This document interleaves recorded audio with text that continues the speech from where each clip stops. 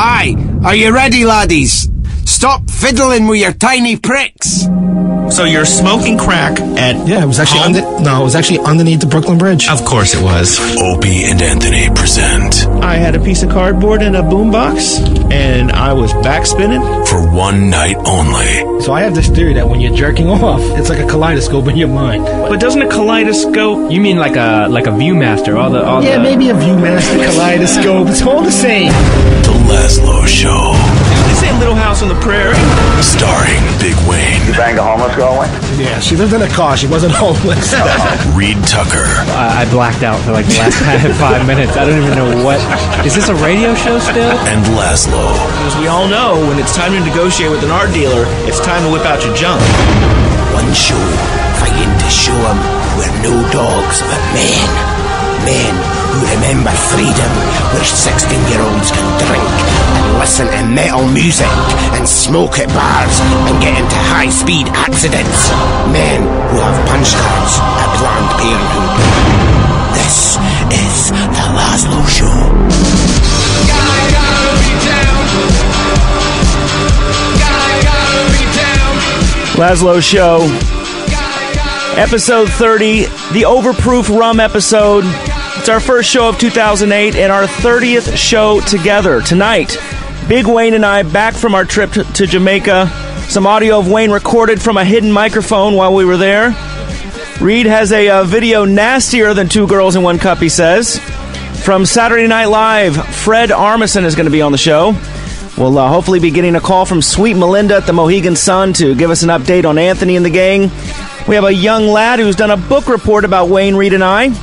We've got some rap sent in from Iceland and Latvia. Also, is Wayne smarter than an American Idol star? And more.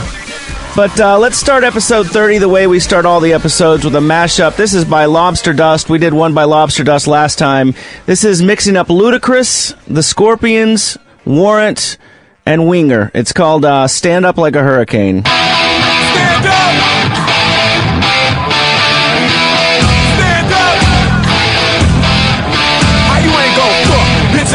I'm the goddamn reason you in VIP. CEO, you don't have to CID. I'm young, wild, and strapped like G.I. Lee. We ain't got nothing to worry about. We're bad. Let security carry them out. Watch out for the medallion. My diamonds are reckless. Feels like a midget is hanging from my necklace. I pulled up with a million trucks. Looking, smelling, feeling like $1 million.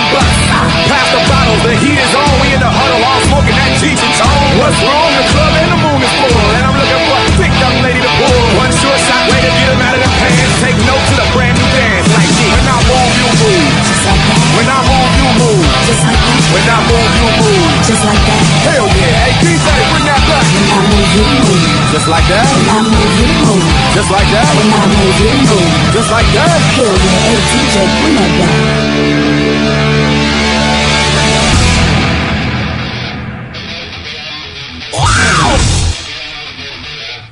Hey DJ, bring that back. Go on with your big ass, let me see something. Tell your little friend you can quit me, but I'm lit and I don't care with no one thing. But where the fuck is the waitress at with my drink? People outside and they can't get in. We gon' rush the back door and break them in. The owner already pissed cause we sorta late, but our time and our goal gotta coordinate. Most girls looking right, some looking a mess. That's why they spilling drinks all over your dress. But Louis Vuitton bras all over your breast. Got me wanting to put hickeys all over your chest. Come on, we gon' party tonight. Y'all use mouth to mouth, bring the party to life. Don't be scared, show another party of life. The more drinks in your system, the harder to fight. When I move, you move. When I move, you move. When I move, you move. Hell yeah, hey DJ, bring that back. When I move, you move. Just like that. When I move, you move. Just like that. When I move, you move. Just like that. Hell yeah, hey DJ, bring that back. Stand up. Stand up. Stand up. Stand up.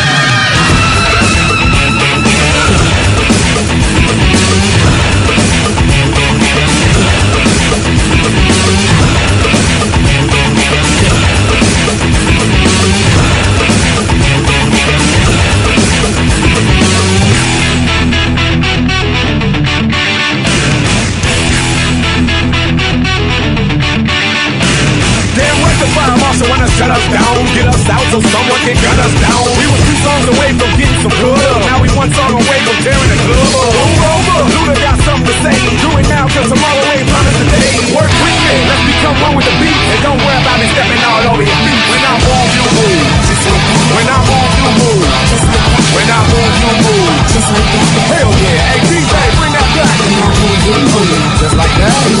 get home. Just like that. When I get home. Just like that. Carry and DJ bring that back. Stand up. Stand up. Stand up. Stand up. Stand up. Stand up. Stand up. Stand up. Lazlow Show, episode 30. The Overproof Rum episode, I call it that because Wayne and I decided to skip Christmas together, and I've actually gone on vacation with Wayne before, but it wasn't nearly this tragic. And I should back up and say the Lazlow Show started in 2005. We were on K-Rock every week. They offered us a full-time gig for less than Wayne makes swinging a hammer. And so we decided to skip it, and then we do a show over here on XM 202 because O&A let us come over and do a show every now and then. Our last show was in October, and they're all posted online at lazlow.com, or at least the most recent episode. But Wayne's a carpenter from Queens who didn't finish 8th grade. He's got dreadlocks down to his waist. Reed is unemployed at various points and is a writer and lived with his mom for longer than he really should have. That's probably right. Right. Yeah, but you got to get to this Jamaica trip because, you know, Lazlow is notoriously tight-lipped about the whole thing. I don't think he and I have had a conversation in like 7 years because every time I try to talk to him, he's like, dude, save it for the show. So he's dropped some hints along the way about this Jamaica trip, but I have heard nothing except I think it involved Wayne in his underwear and drunk. We hear that the war on Christmas is a bad thing. It's actually awesome. And here's how you win the war on Christmas is you fly away 3 days before Christmas. And I have to tell you, by noon on Christmas Day, I was absolutely ass-faced. Ass-faced. And we're in this sleepy fishing village on the south coast, far away from all the tourists, and like we're hanging out with the legitimate Rastas. And locals. And Wayne's got this dreadlock beard, and you know, he told us his trip last time that guys would just come up and give him weed, and I thought it was a joke. Dude, I'm serious. Rastas would walk up and give him what you could sell in the streets of New York, no shit, $400 worth of shit for $10 or just free. Do they know you? No, they don't know me. No, it's just it's like a brotherhood. What'd you give them? Just come to their country. Nice. I don't give them nothing, right? No, but here's how. See, now I normally vacation by sort of enjoying the day, being recreational. This was a tough time for me. Wayne picks up a bottle of what's called Overproof rum, and I brought a bottle back because he promised that he would actually drink it during the show. What is the name of this Jamaican? Basically, it's the rum that the homeless people drink. No, it's not what the homeless people drink. This is really some tough stuff, and they recommend you drink it in a mixed drink, not straight the way I like to drink it. But it's the cheapest alcohol you can find in backwater Jamaica. Yes. What's the brand name? It's called Ray and Nephew, and it's Overproof. Ray and Nephew. Doesn't this strike you as like some kind of 1970s sex ed vid that's about like child molestation or something? Yeah, now that you say that, it does kind of bring that to the surface, yes. And so Wayne will pick up a bottle of this stuff, Reed, after fucking breakfast and start drinking straight from the bottle. Wow. Let me smell that. No, that's the one thing you cannot do. You said you'd try it, but you can't. I said I'll try it. You can't smell it. Let me at least see the package. Because it smells like socks. But that's why I told you got to have two. The first one to get over it, the second one to enjoy it. Wow. I tried to keep up with Wayne, and I ended up literally nearly hospitalized. This is sweet. It has a warning on the side that says it may cause birth defects or it may blind you. Dude, that stuff is the nastiest shit. It is some powerful stuff. Wait, why does it smell like socks? No, I'm just saying that. It's made with sugar. It's really, really sweet. It says 63% alcohol by volume. So if you 63, the proof would be 120. And the Rastas, like Wayne rented this house, and he invites all the locals to come by, and they pour this toxic shit into, like, they'll be drinking a beer, and they'll be pouring 120 proof rum into the beer. Do you remember what they called it? Yeah, steel bottoms. Steel bottom. And I got to tell you, by 2 or 3 o'clock, Wayne is oblivious. And I'm going to say it was a little late. I didn't think I was going to make it to dinner that night. I really didn't. The actual quote is, after breakfast, he grabs a bottle of this stuff and is chugging it straight. And he goes, whew! And I go, what? And he goes, that's tough. And I go, what? Drinking after breakfast? That's tough? I'm having a problem here. So does anyone in Jamaica do anything? No. Or are they just high and drunk all the time? Correct. Correct. We've seen a couple guys pushing around lawnmowers. Wayne got so drunk, and I got to tell you, before we went down, I was really worried about the whole swinger aspect of this because it was my chick get to that. and his chick. We're going to get to that, dude. He got so annihilated, and we're hanging out, and I look out of the corner of my eye, and my chick sort of gets startled all of a sudden, and then Wayne stumbles and goes, "Oh, I'm sorry, I thought you were my chick." He grabbed her ass. I did. Yes, I did do that. Do they look alike at all? No, but it was just like just like that little thing. She was brushing next to me, and it's kind of like something I just I kind of pinch, I feel, I grab, I grope, and I instantly realized, oh my god, I don't belong groping this one. Well, did you like it better than your own? It was a quick spur of the moment thing. You guys ever discuss that? Well, yeah, I was like, "What the fuck are you grabbing my chick's ass for?" Well, did she like it? Or did she? No, not at all. But Wayne keeps going. Oh, we've got an outside shower. He's like, "We've got an outside shower. Let's all let's all take a shower together." Now, do you really want to see Lazlow naked? Is that what you're getting at? Would you want to shower with Lazlow? No, not at all. What are you doing? He's telling me to reposition my mic. Have you even had any of that stuff yet? No, I was kind of waiting. Back to the child molestation thing. One of the weirdest things when we were down there is one of the largest, most popular song on the radio. And by the way, if you hang out with Wayne, you can't change his fucking radio station down there, or it's like we're teenagers in Queens. He's like, "What are you changing the fucking station for?" I'm like, "Wait, what is it, 82? What are you doing?" I was like, I'm in radio. I'd like to find out, what's on the radio dial. But one of the songs that was, and you would see like guys singing this as they walked down the road. Oh, that's the wrong one. I would have to say. You remember this one? Yeah. Stop it now. I'm going to tell on you, It's a whole song about molestation. And it's like it's the Britney Spears of Jamaica. Daddy, don't touch me there. I'm gonna tell on you one day, I swear. Can't you see I'm scared? You're supposed to be my father.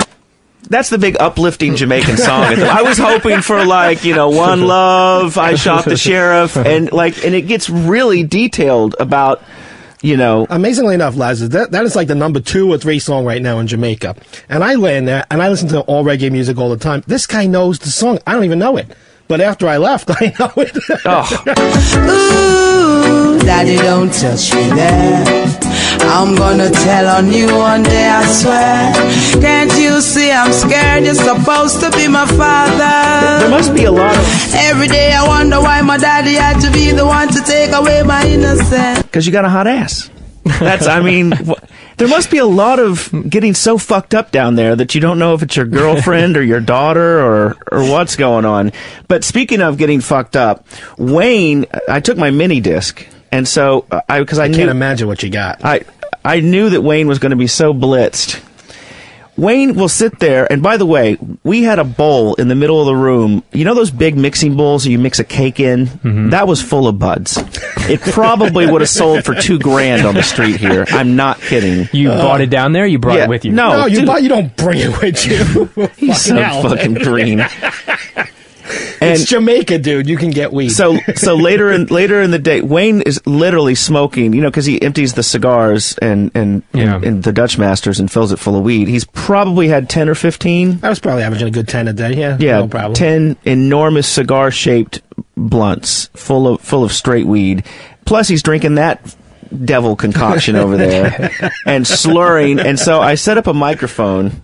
This has got to be good. I set up a microphone just to see what I could catch. And he's so fucked up that he wants people to bring him the ashtray. Or he says he's going to just start throwing things on fire in the trash. All right. You have an ashtray in here? We're going to get ready to use the garbage can. No. We got a coffee cup. Well, you better get something soon.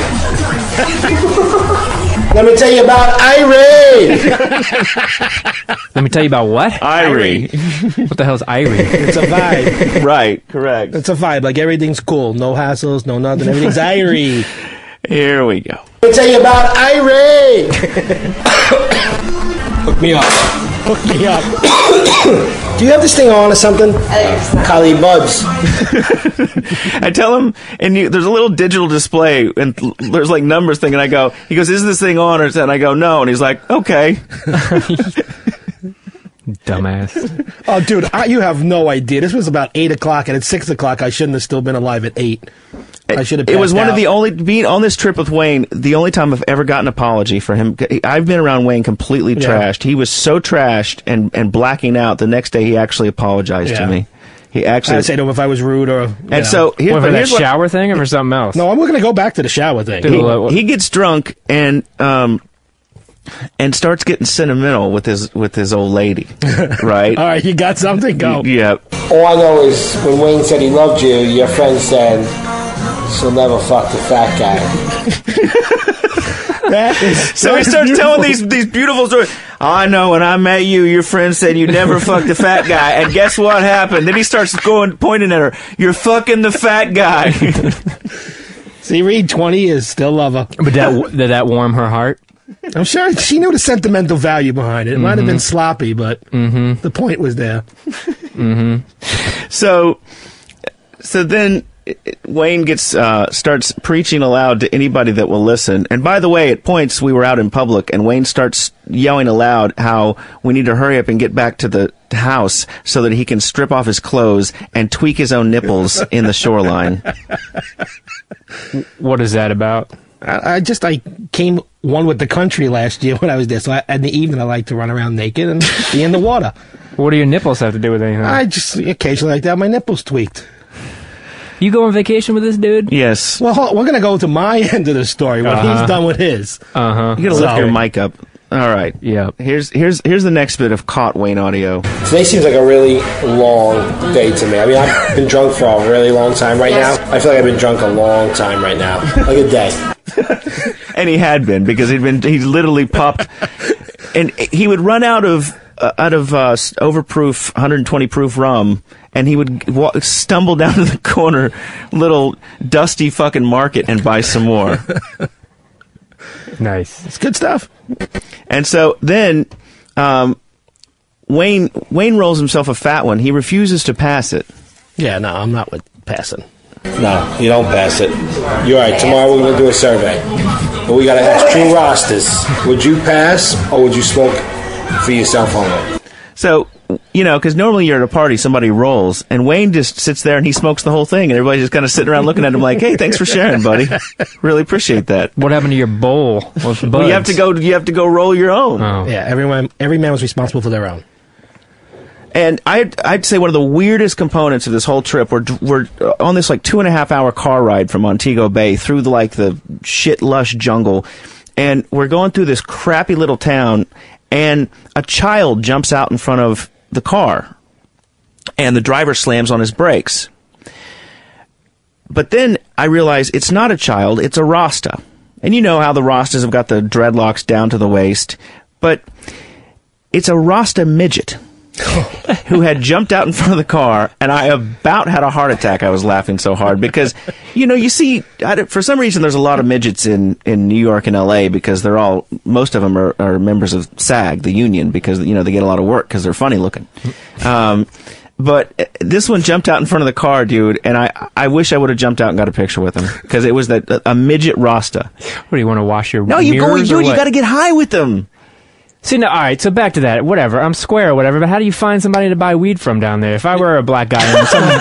Here's what you do. You walk out the front door of your place, and people roll up. If I'm Jamaican and some white dude rolls up to me and is like, hey, dude, can I buy some weed? I would stab that motherfucker. You ain't even going to have to ask. They're going to come to you and offer. And like I said, literally because of the dreads, the people, some of them just throw it at me. Yeah, they just give it to you. Well, the price that I'm paying is ridiculous. The thing that does suck about Jamaica, the Montego Bay and all the sort of tourist areas, which, we were far away from all that stuff. But when you go back to the airport, there's this Jimmy Buffett Margaritaville restaurant is the only place to eat in the airport. And, I wish Jimmy Buffett would die in a fiery accident, because him and his listeners are the worst ever. because, you know, you come off of this sort of Rasta, sort of good vibe experience, and you go to the airport, and Jimmy Buffett's got all of these screens up in his restaurant that show people outside his concerts in the parking lot literally shoving entire hamburgers in their faces. Seeing how much, like, eating contests and stuff. What? Oh, thank you very much, Danny. What does that got to do with Jimmy Buffett's music? What? Dude, it's horrible. Why are people eating burgers in his parking lot? Something about those shows is people are drinking horrible mixed drinks and eating shitty food, and they serve them at his restaurants. Mm-hmm. Yeah, but where did I find you in the airport? It was the only place to eat. What do you want from me? I was dying. Hey, what happened to that phone call? Are you dumping calls on me? No? Okay. Can I tell Reed my end of the vacation Yes, tell him to hurry. We got to move on. Yeah, start with the showering together I've been on vacation with Laz a couple of times now, 3 or 4 times, and it's amazing, dude. This guy gets in the Caribbean, and like a sixth sense come over him. This guy cannot relax. It's like he wakes up out of bed 6 o'clock in the morning. I run into him at 9. Hey, Laz, what'd you do? I've been out for a scuba for 3 hours. I'm like, what the fuck, man? What's wrong with that? That's how, he likes to do shit. Yeah, but I got to tell you, a couple of times, he would come, we were at different houses, and he'd come hang out at my house, and, he'd go off scuba. And me and my old lady would be there, and I'd be with his old lady. Okay? So, like, the 3-way thing did come to mind, I got to tell you. Oh, God. See, I knew he was going to go there.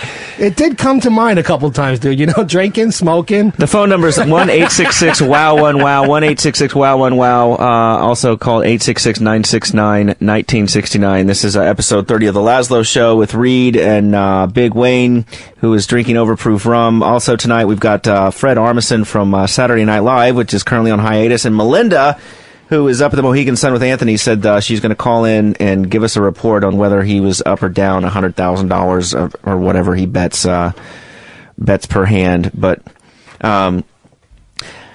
yeah, so I would on like the day before we left, I nearly died hanging out with. I nearly seriously was in bed hallucinating, thinking, because like you said, I can't just hang out and party from 10 in the morning and just lay around. I got to go do stuff. So what would happen is I would get fucked up, and then I would go stomp around, and we're near the fucking equator, and all of a sudden I got sunstroke, and I'm walking by this Rasta, and he's like, all I hear is, "Are you drunk, man?" And I'm like stumbling. I'm like, I don't think I'm doing so hot, because I've been out, like, I'm pretty blunted up and a lot of red stripes, and it's like noon, and dude, I had to go lay down, and I thought I was dying. It was the way I said.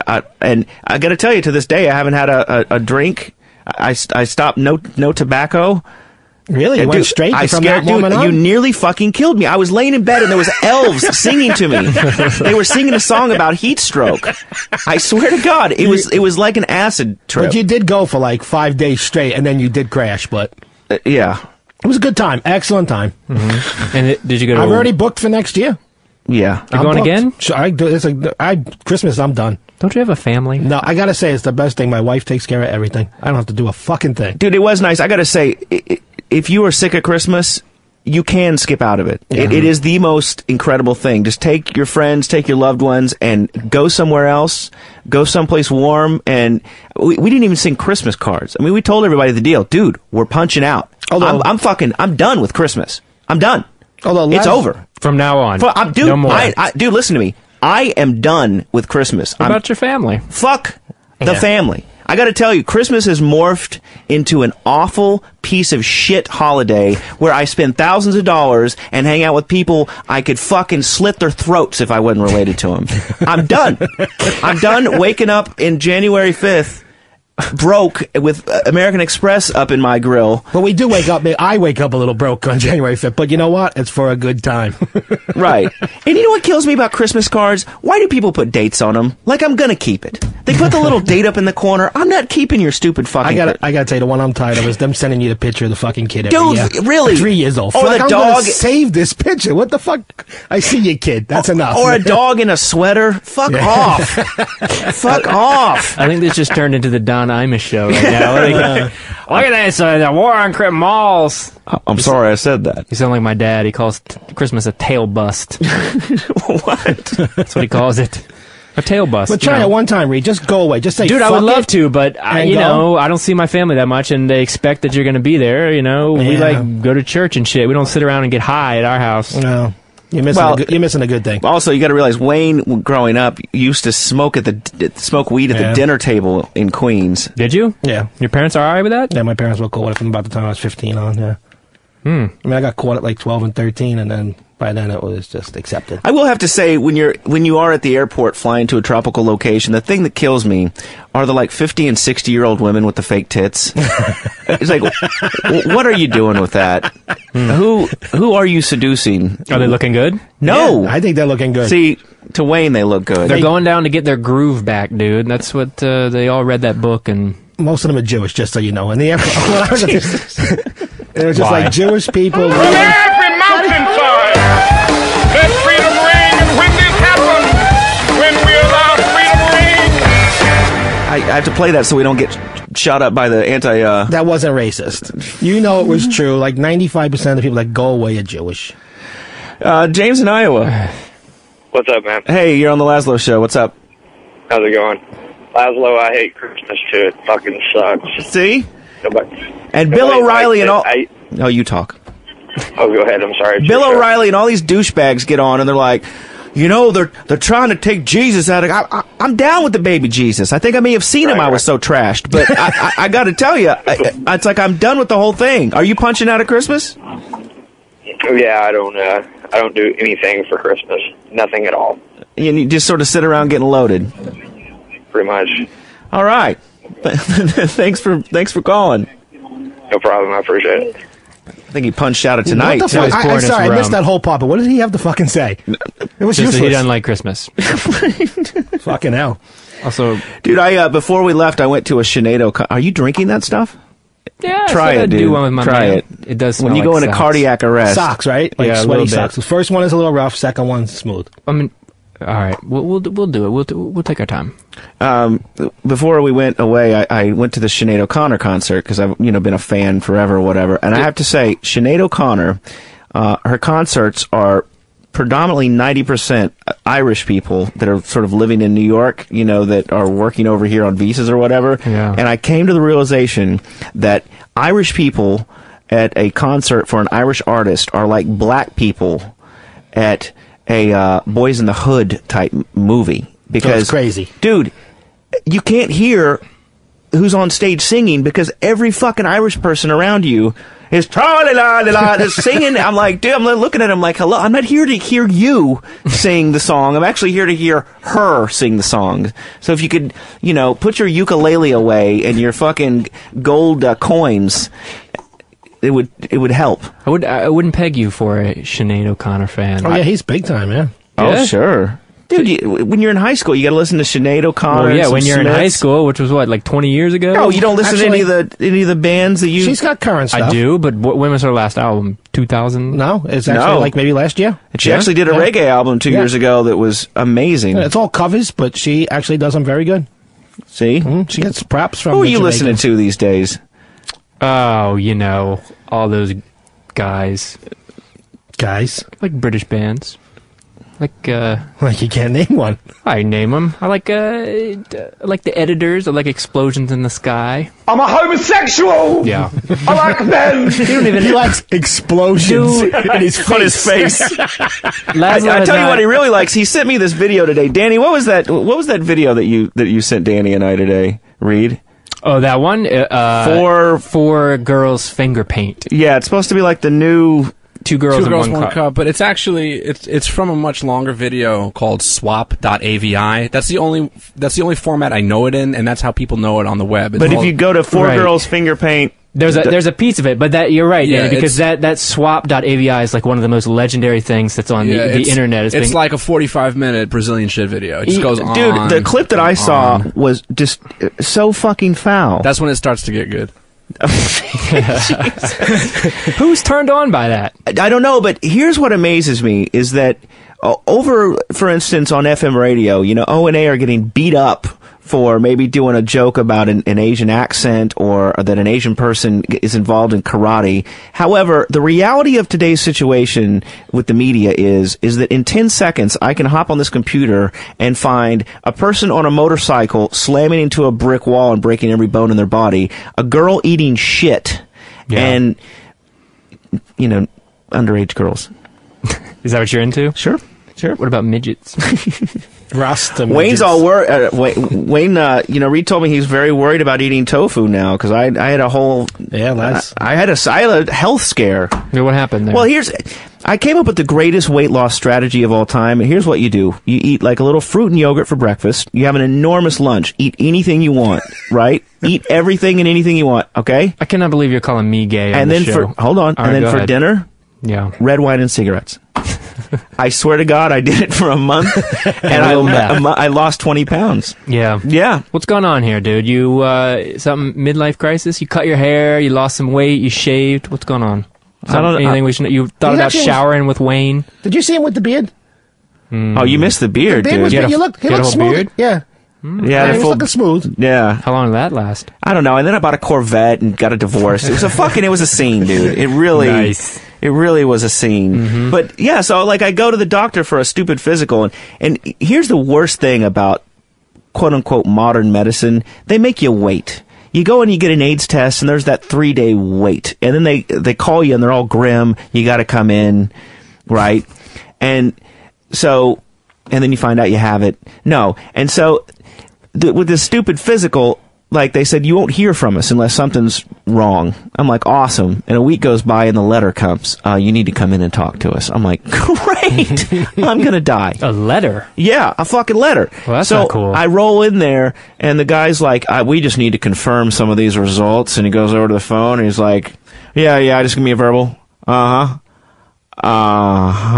He's on the phone with the lab doing this. I'm like, oh, dude. Mm-hmm. But the nice thing is I had a lot of time to plan my funeral, and I knew, like, how I was going to, and, like, the things that I was going to do. Like, as soon as he told me, obviously, that I had a couple weeks to live, then you tell the chick that I'm going to a brothel and I'm going out in style and I love you, but this is my last wish, and you can't fucking turn down a dying man's last wish.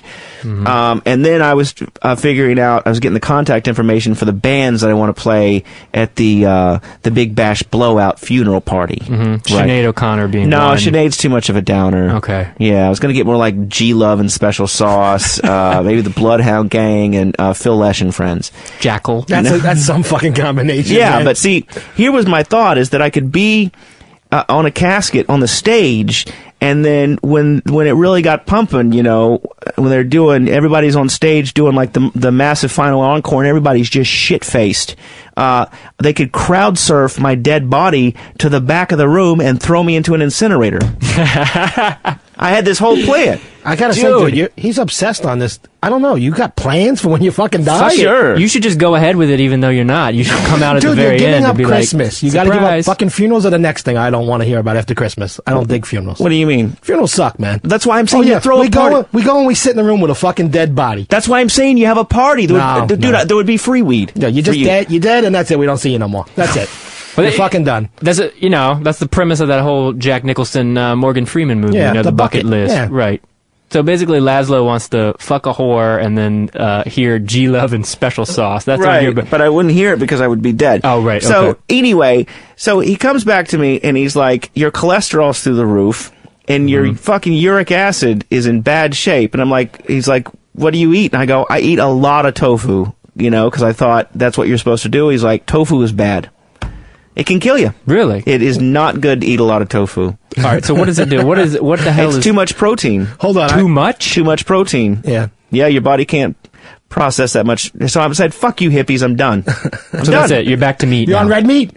No, not red meat. All right. So, all right. So wait, what does tofu do to you? What is uric acid? It can, if you get too much of it, it can cause gout, which evidently, with some kind of like 17th century disease from Monty Python, which I don't really know what it is. They have to saw off your leg? I think it does affect your feet, Laz. Yeah, it does somehow. It's like you're going to lose a foot. Advanced arthritis. And then he pulls get all the scuba in you can. He pulls the whole thing. He was like, you know, you could have a stroke. And it's just like, you know when you're sort of sick and you go online to try diagnose yourself? It's the worst, dude. Because you go to one of those WebMD or whatever and you type in the symptoms and it's like, you're going to die. It just comes up with the results. It's like, here's all the things that could be happening to you. Jesus. I gotta tell you what's scary about this is that Laz actually has a very good fucking diet. You eat fresh fruits and vegetables. Dude, I ran 6 miles today. The guy doesn't eat no red meat, doesn't eat any meat at all. Once in a while I have a little chicken, so I look up to him. I say, wow, it's inspiring. This guy's gotta live, longer than me and healthy. I don't know. I try to do the right thing and eat the right thing, but I can't do the moderation thing like him. I'm out of control. Yeah. But it's a little depressing to know this guy's doing the right thing and they're still gonna fucking die. So no more tofu, and if you stop eating tofu, it just reverses, or what? It's yeah, I guess so. Really? Well, it's a contributor. So how much were you eating a week, though? I mean, how much is too much? Like 2 or 3 bricks. Yeah. And tell them a brick is like a half a pound, right? I don't know. When you buy just one of those bricks from the store, dude. Yeah, it's like a half pound brick. Dude, you're gonna die. You think so? Yeah, you're fucked. Oh, I'm not gonna have G-Love and special sauce in my funeral. I'll tell you that much. Yeah. Who are you gonna have? I think I'll have explosions in the sky. So fuck you and fuck you. They're gonna serve casseroles. Fucking fruit, dude. Man, you have not. Don't even. Come on, man. You have not bought a CD or been to see a movie in since '85. Well, because I don't like the movie experience now. Going to a theater absolutely sucks. Right. No, I agree with that. But I'm just saying, as far as pop culture goes, you don't exactly have your finger on the pulse. No, because I'm busy working on Grand Theft Auto 4 for the last 2 years. I don't have time to go to the fucking movies. All right. I'm just saying, there might be some bands out there that released an album since Sinead O'Connor ripped up the Pope's picture on Saturday Night Live, you dumb motherfucker. Speaking of Saturday Night Live, we got a guy coming from Saturday Night Live. Maybe we'll ask him about Sinead O'Connor ripping up the... What is that? Dude, what? Yes, explosions in the sky. Explosions on his face. Come on, Dan, are you with me on this, dude? No, that it just happened to be in the computer system. But are you down? Are you a fan? I'm a homosexual! This is the worst shit I've ever heard. These are not explosions. They're like 4 guys from Texas who play instrumental music, man. I feel like I'm in they're all sucking each other's dicks right now. No. They rock. This is not rock. It's more like dribbling on the floor. It builds. Each song is like 10 minutes long and it builds. Oh, I don't have that kind of time. When does it build? 7 minutes? 8 minutes? Around then. It's kind of epic. Oh, look at this. Speaking of, we got somebody. Jay in North Jersey's got the gout. Hello, Jay. Yeah, how you doing, boys? What? Did you eat too much tofu? No, I don't eat tofu. I drink a lot of beer and I eat a lot of red meat. See? I was drinking a lot of beer. Okay, so gout is caused by anything, is basically what they're saying. Alcoholism, is a big contributor to gout. Yeah, exactly. Yes. Well, yeah, that was my problem too. Is I'm an alcoholic. Well, who isn't? Right. So, but what does it fuck you up? The gout? Oh yeah, you're immobilized, man. You can't move. What? Can you get an erection? You can't even put a sock on, man. I can't do that now. Can I get an erection? You are a bit fat. Well, you can get an erection, but yeah, you don't want to fool around with that. So if you get the gout, man, you're done, man. You can't do nothing. You probably couldn't even do your damn radio show. So, but what do you do all day then if you got the gout? Watch porn and maybe play some video games or... So what Lazlow does now, in other words. And you get a check from the government because you're disabled, right? Only for a few days, so... no, they probably ain't going to give you a check for that. Are you still drinking? Hell yeah. All right. Nice. It's like that guy that they were talking about it on O&A. Mr. I lost a leg and had 2 heart attacks is still smoking. I gotta say, it's amazing. This guy's sitting there talking on the phone, and he doesn't think we could do a radio show if we got the fucking gout. What is he doing? Yeah, we could. Come on.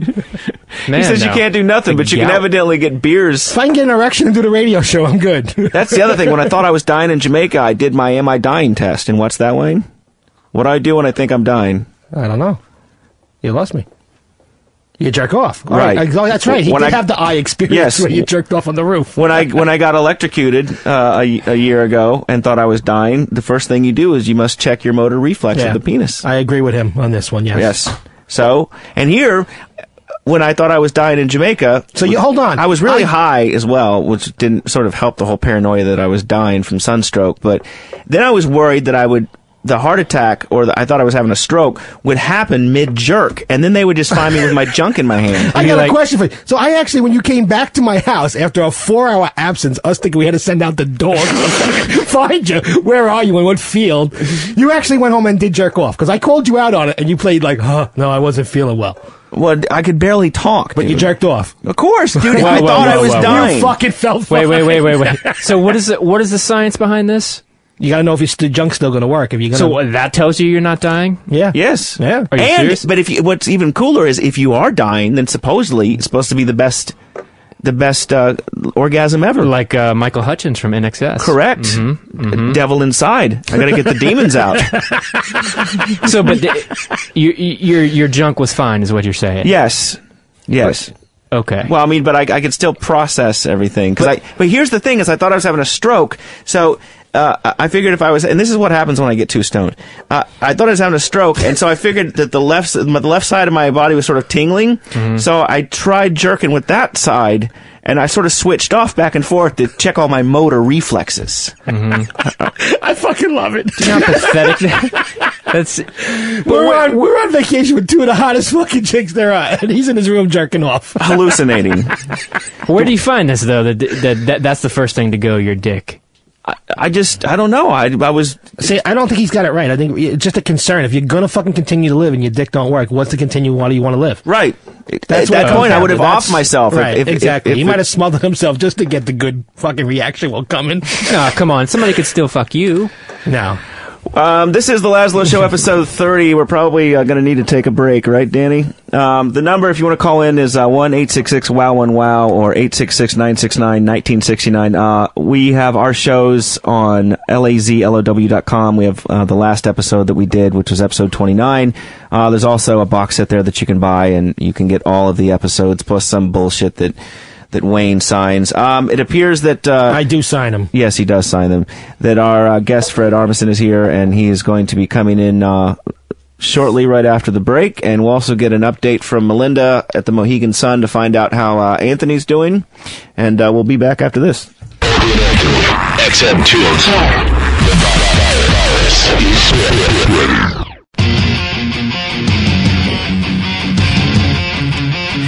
Lazlow Show, episode 30. I love how Wayne waits to cough until I hit the mic button on. Should hit mine last.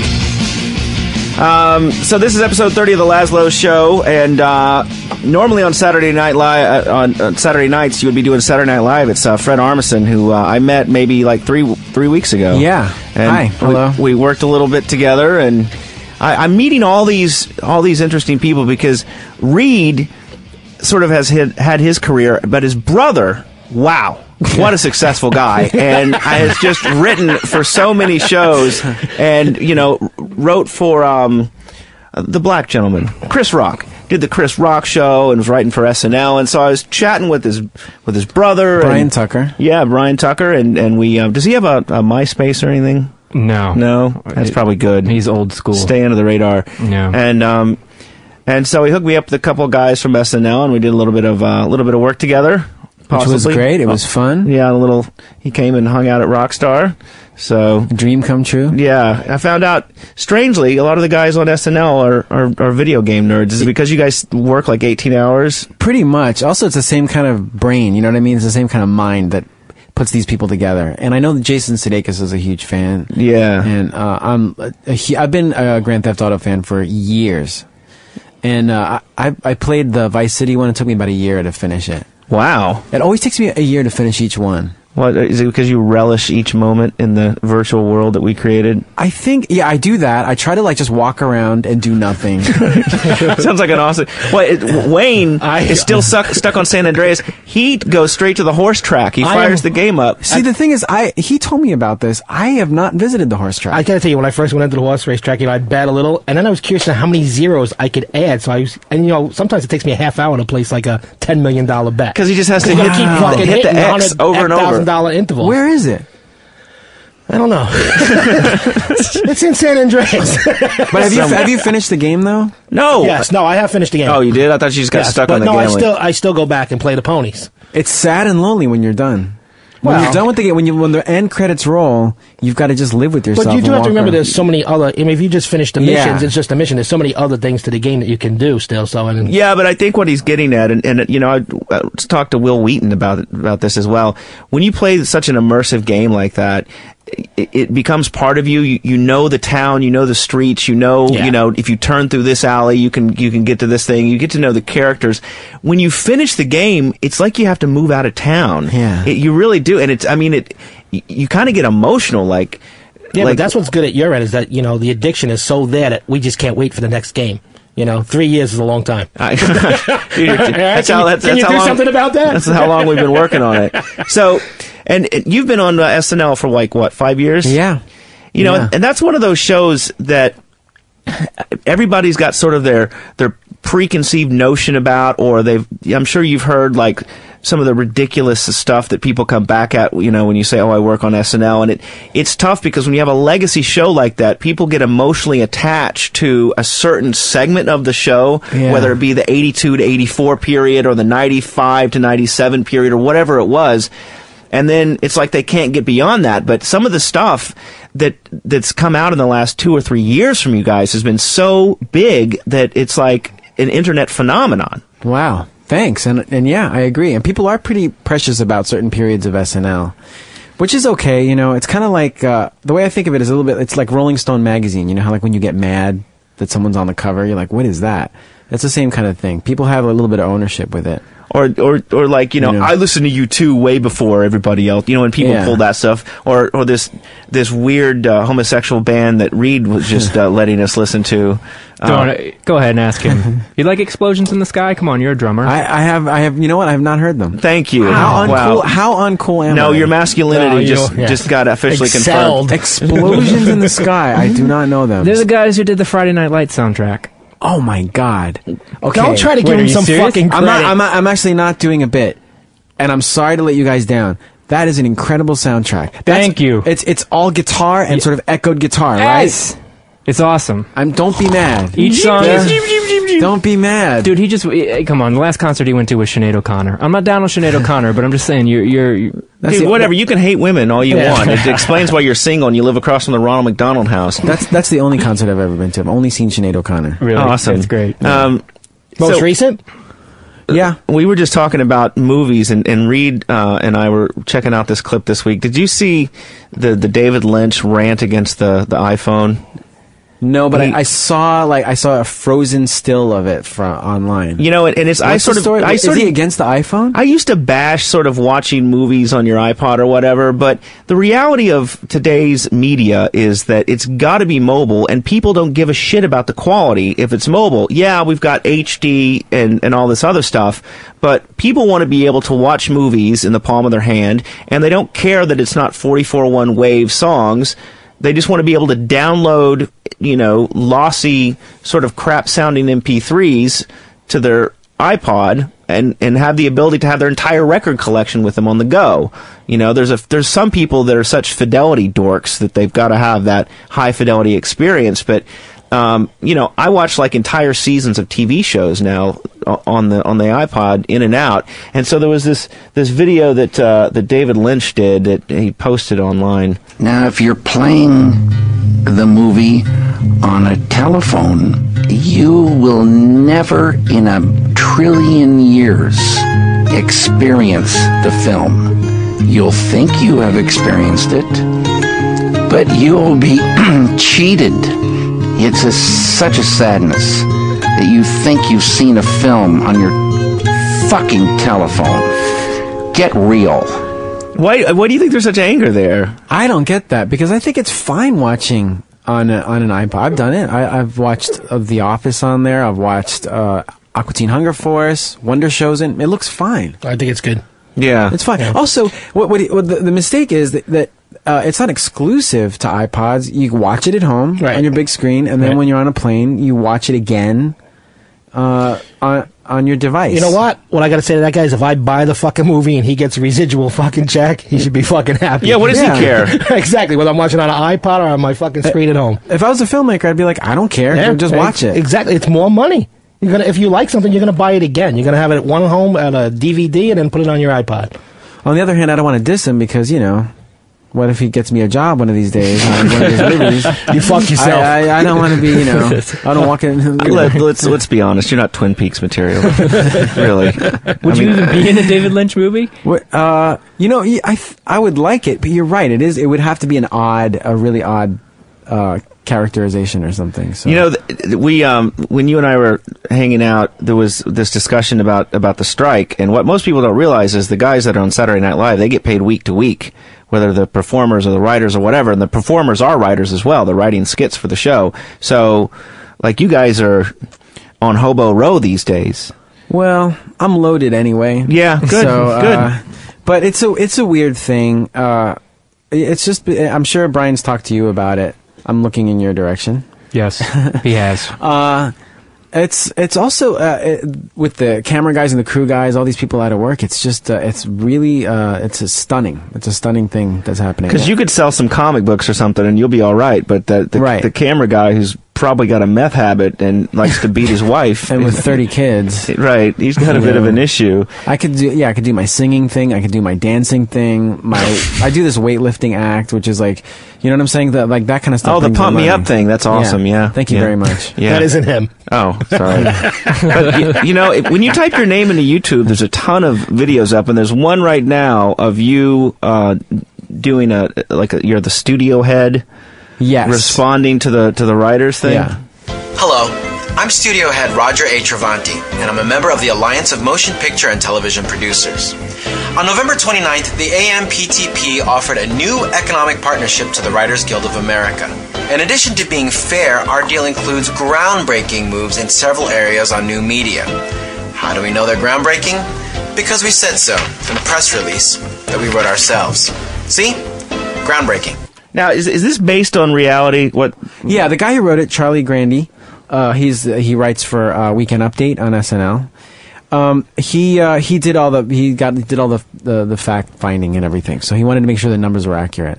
So I am a puppet. They just had a stupid press release to say this is groundbreaking. I guess so. Wow. Press release that we wrote ourselves. See? Groundbreaking. That means good, writers. But just how good? Let's start with online residuals. How does this sound? $250. That's a 2 in front of that number.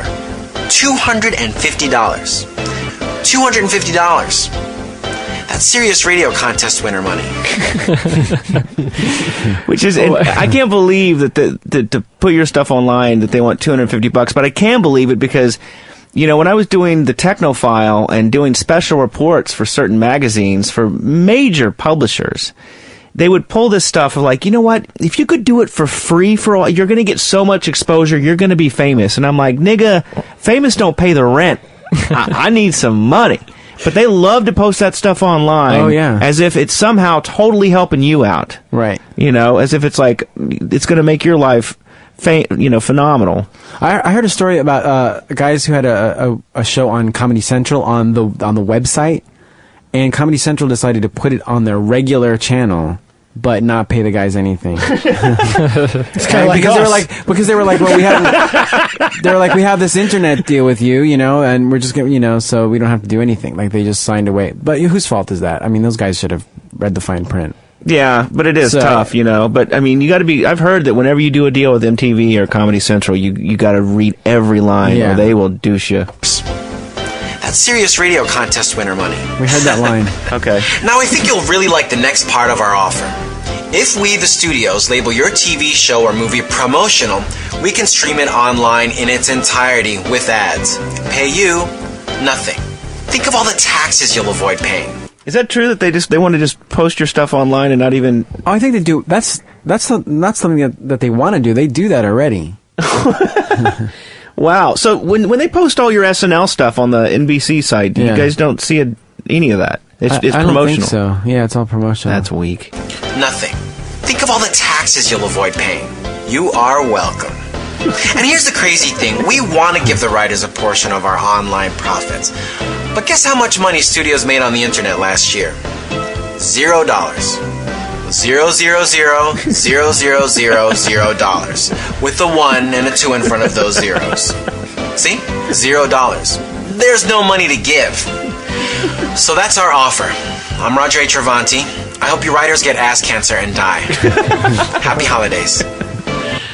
Oh man, and it's funny because there's been a couple of other skits like that you'll see online that sort of spell it out because people hear about this strike and they're like a bunch of douchebag funny guys making tons of money. I could see how they're critical of them. It must be easy to kind of look at them and think that they make all this money anyway, and so I could see both sides. Have you had any? I know that you play this character of like the head of Iran or whatever.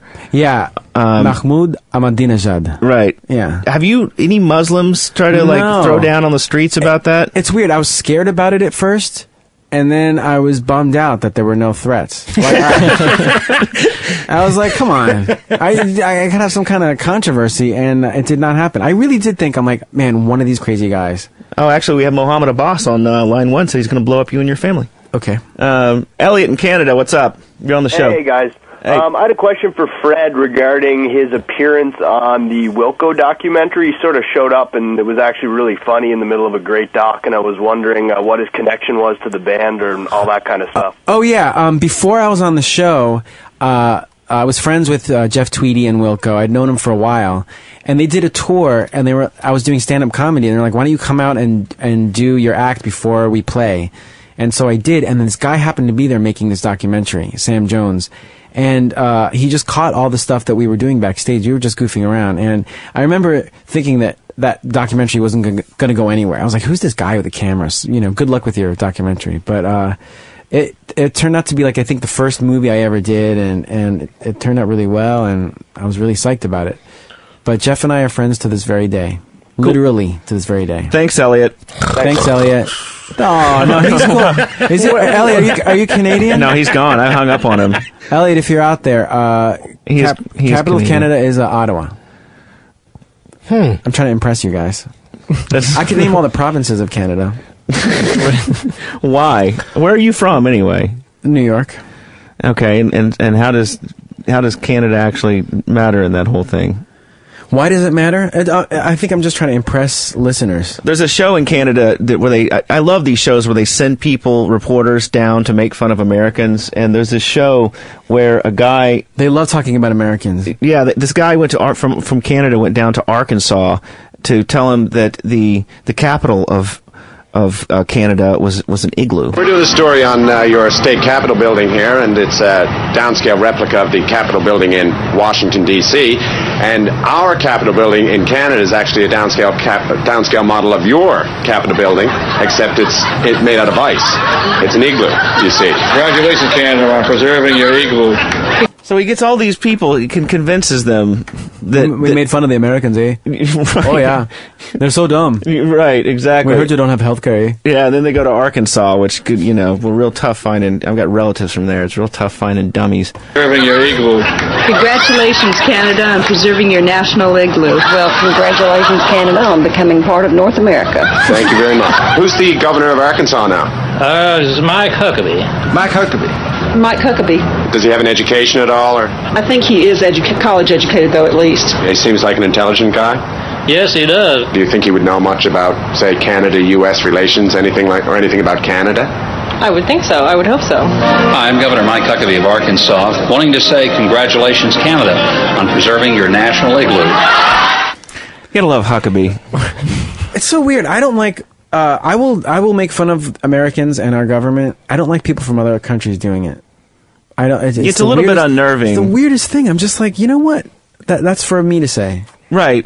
I just met this. Like you can make fun of your girlfriend, but right now I can't because she's asleep. She's asleep in the corner. She's not feeling well. Oh, okay. She's not feeling well. Is this your girlfriend outside? Yeah, right here. Oh. That's Petra. Didn't even see her there. But she's a little ill at the moment. She needs a shot of Ray but she did a... Put her right back on her feet. No, she does not. She just did a show. That's why I thought I was going to be late. Anyways, yeah. It's a family thing. I don't like people... It's like, I can make fun of my family, and no one else can. That's all. I make fun of him, I make fun of him, and I'm going to make fun of you. You can't make fun of me. You can't. I can't. I'm so sensitive. Okay. I'm hypersensitive. I'm going to start crying. On that note, we should probably take a break because we're due for one. But I've got another bit of. We have to take a break? Yeah, we have to. Don't explain to me why you pay money for satellite radio and then you hear commercials. But I have XM now. Do you? Good for you. You listen. Why am I telling you? 202. That's a very interesting tidbit. Thank you. Would you like some of Wayne's devil sauce? This is DJ Zebra with Whole Lot of Funk.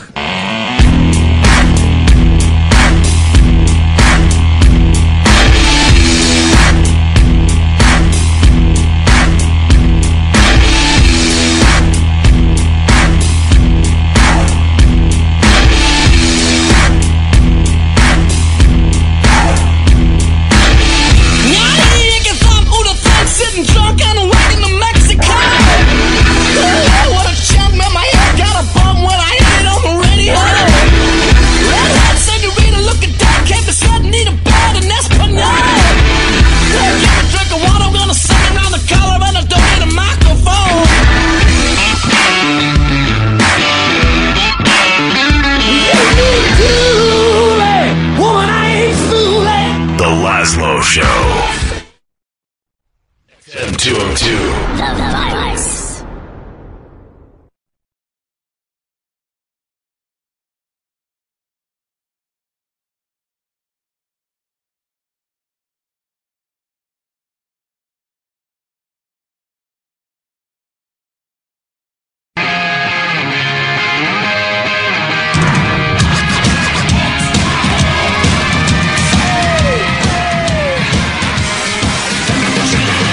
All right, Lazlow Show, episode 30 in studio. Fred Armisen from Saturday Night Live, who is currently unemployed due to the writer's strike. Reed Tucker. Wayne has evidently decided that it's time to break out a big pile of marijuana that he's breaking up on the counter. Hey. Dude, I walked in and the place stunk. No, you can't smell this. Yes, I can. I can smell it from over here. It smells like the bowl of Jamaica. And strangely, right before that, Fred was talking about how he wants to get out of here because you've polished off a good portion of this huge bottle of Jamaican rum. Reed's in on a couple. Yeah. Great. See if you can follow along with the show, guys. Yeah. The website's lazlow.com. You can download the last episode that we did, which was episode 29. And just open some candy over there. It's not candy. Let's go to the Mohegan Sun. We've got sweet Melinda is there with... how are you doing? How's Anthony doing? Anthony's eating dinner. He hasn't been gambling tonight yet because he was up until like 4 o'clock in the morning gambling last night, freaking his family the fuck out. They watched him go like up 10 grand, down 20. I think at one point he was up $70,000, and they watched him lose it all. And so his family, who come from humble beginnings, is watching Mr. Hotshot Radio Guy blow 70 grand.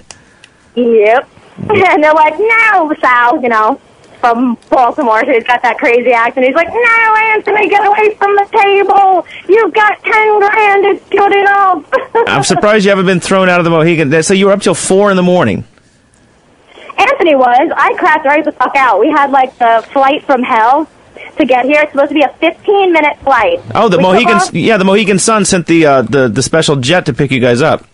Right. It takes off from Republic, which is like 15 minutes from our house.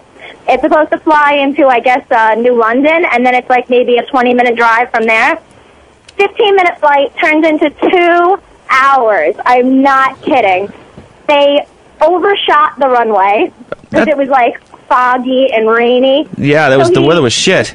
Yeah, he pulls out, and it goes around again, and it goes to do it again, and at the last second, overshoots the runway again. Third try, we come down like a sack of potatoes. We bam on the ground, which woke me up, and I was like, what happened? They're like, oh, you missed all the excitement. I was like, I don't fucking care. I'm sleeping. So what you're saying is traveling in the fancy millionaire private jet from the Mohegan Sun isn't all that it's cracked up to be? Well, we didn't actually get the private jet. I don't know what happened. Anthony don't rate around here, I guess. 70,000 ain't nothing when it comes to the whales around here because they gave us just like the regular commuter little fucking prop plane that flies around. I fucking hate So Yeah, there was like 30 other people with us. Oh, see, no, that's not what I imagined at all. And Me neither. that's not how you take care of the high rollers. So what time do you start gambling tonight? As soon as dinner is over. I don't know how long that's going to be, though, because we went to the Summer Shack, which is like the lobster and crab place, and I don't do that shit. And they were making fun of me with the lobsters, and they were making it make noises and shit. So I was like, "Yeah, I'll see ya." And I just got up and walked away. I was like, "Have fun." So, well, we'll call in later and see who's drunker, you or Wayne. Okay. And is Fred Armisen still in studio? Fred Armisen is here. Yes. Yes. Hi. Say hello to Melinda. Hi, Melinda. How you doing?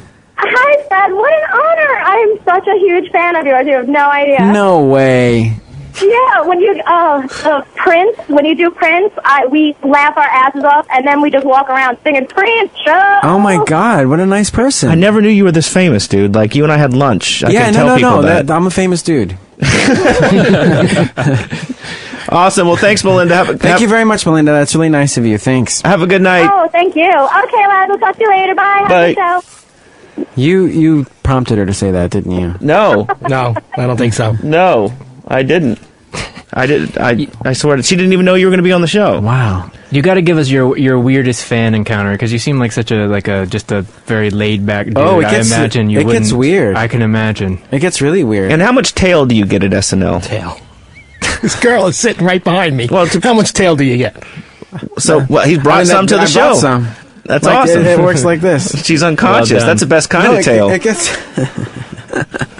It's so weird because she is giggling back there. That was pretty funny. Well, when I hang out of the show, when you walk out after the show's done, there's like 200 people waiting there, and then you go to the after party, and the people somehow found out where the after party is, and they're like trying to get all up in you. But I mean, the people. I'm not gonna. I mean, I can't complain about it, but it gets a little weird. A lot of phone cameras, Yeah, that's the weird thing about celebrity stuff now is that everybody's got a camera on them. You know, it didn't used to. Some people would always carry cameras on them, but now everybody's got one. Yeah, I got a camera. I was going to ask for my picture with them. No, I don't mind. I don't mind that. Sometimes people just don't. They don't say anything. They're just sitting across from me, and they just go, and then just keep on eating. That's it. Yeah, or that you go to these websites like Gawker, and there's like a picture of somebody famous sitting on the subway. Like that's news. Like it's weird. Hey, people a lot of touching too. People touch you? Yeah, like those sort of like if I have my headphones on, I'm listening to music, they'll just pat me on the shoulder, and it always just shocks me. I'm not complaining. But do they talk to you, or they just roll on? I take off my headphones and go, "Hey man, SNL." And I go, "Yeah, that's right. You got to work on that." There's a lot of there's sort of a vague like, "Yeah, you," and then it's never intelligent. But no. There are I get some really nice people. Some people see some really nice things as well. Well, I was going to say, because sometimes, if you live in New York, you're going to see a celebrity sometimes. And sometimes I do see people that I admire and I really like their work, and I do want to say something to them, but I don't know what to say because you probably hear the same shit all the time. Like, hey, I really can like I your work. blow you? I mean, yes. I mean, what's something cool where somebody's actually broken through? I think you know what? anything is fine. The tapping is obviously not. The headphone thing is a little weird. Yeah. But I think anything is fine. People have been generally polite. Mm-hmm. So it's fine. Yeah. Let me ask you. So anyway, what I'm trying to say is you've got enough sense to know that, you could just be nice and you'll be fine. I don't say anything because I don't. I feel you're like not famous. But you look stupid also. That's what it really comes down to. You look fucking stupid. You know what? They bully you. They bully you because they're jealous. That's all. Yeah. We know this. Yeah. That's everyone has a role on the show, and my role is to play the square pansy. No. I think the coolest thing you could say is if like some chick throws a pair of panties at you, or I've never had a fucking internet address that you could watch her or something. That has not happened. Well, then you got no good stories. Sorry. Then I guess I don't. Have you, from sort of hanging around some of these celebrity folks that come on the show, have you been approached by any Scientologists? No. Because I read this. There's this weird article in the New Yorker this week about Scientology and how they've got all these special centers that they set up to sort of pamper celebrities. And it talks about the classes that they teach. Now, Scientology is a religion, and all religions have, courses and Bible study or Quran study or whatever. But at the Scientology Center in L.A., here are some of the classes that they teach. success in the industry, breaking into commercials, how to get cast in the pilot season, and Hollywood acting class. Oh. I bet you they make you feel bad too. Like, there's a reason you're not good enough. Thetans. Yeah. Thetans. We actually visited a Scientology site. Am I allowed to talk about it? We were just curious, not like we were into it, as a sort of like, what goes on in there? And it's as frightening as you can imagine. They just brought us over to these different screens, like these different TV screens of like, here's a DVD of how cool this is and how cool that is. And it's, they talked about thetans and everything. Did you get the little e-meter? Yeah. Yeah. Did they do the e-meter? They did it to her. Really? Yeah. Is that why she's unconscious over in the corner? It was. She looks like she's had some. They focused on her because they were like, Fred's fucked up. He does Prince impressions. I don't know. I was a brick wall, but I'm also scared of dissing them. Yeah, I feel like they're gonna find out about this and they're gonna find me and they're not gonna say anything mean, but they're just gonna go, "Hey, how you doing, Fred?" They do have that reputation of having sort of the black, ninjas that jump out of the. They do. It's gonna be some weird time that they're gonna say a little something, and I'm gonna be like, "Oh man." Hey, so let's talk about other things. Yeah. Look, they were very nice. They were polite. Yeah. Yeah, I heard. I once wrote an article and put a Scientology joke in there, and the editor said, "You know what? We're going to cut this out unless you want people like calling you at home late at night, looking through your trash, like harassing you." They do have like that Rolling Stone black helicopters and but shit. you see more articles now, sort of exposing them. And well, now the dam has been burst by Tom Cruise. This was back before even the whole Tom Cruise thing, and now it's just like they can't contain it anymore. It's like overload. Yeah, did you see this too? Did you read this book by Andrew Morton about Tom Cruise, where it's talking about Katie Holmes and basically that baby Surrey that they had? Yes, I did hear this. Yes, it's L. Ron Hubbard's.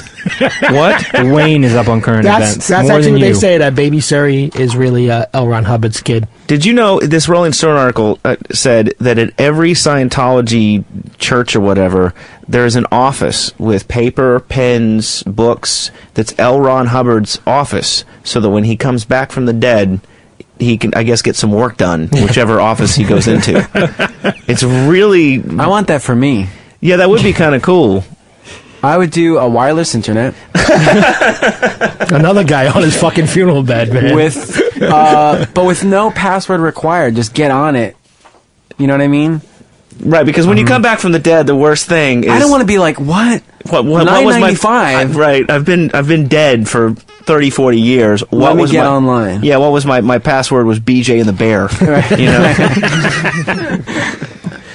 This is the Lazlow Show, episode 30. The website's lazlow.com. We're hanging out with Fred Armisen, and we like to talk about religion on the show. And one of the things that the religious right has been pushing the last few years is this whole abstinence campaign. They did this study that said that places where they were pushing this abstinence-only education, actually, more people were getting pregnant. Strangely enough, because they're telling them that rubbers are horrible and evil. And there was this comedy group that did a spoof of these abstinence commercials. I don't know if you've seen the abstinence commercials, but it's, these kids that are saying they're going to stand up and they're not going to ever have sex, and, they're going to wait till they get married. So this group did this awesome spoof against abstinence. And all the kids on screen during this thing are, kids, you're talking about like 8, 9, 11 years old. We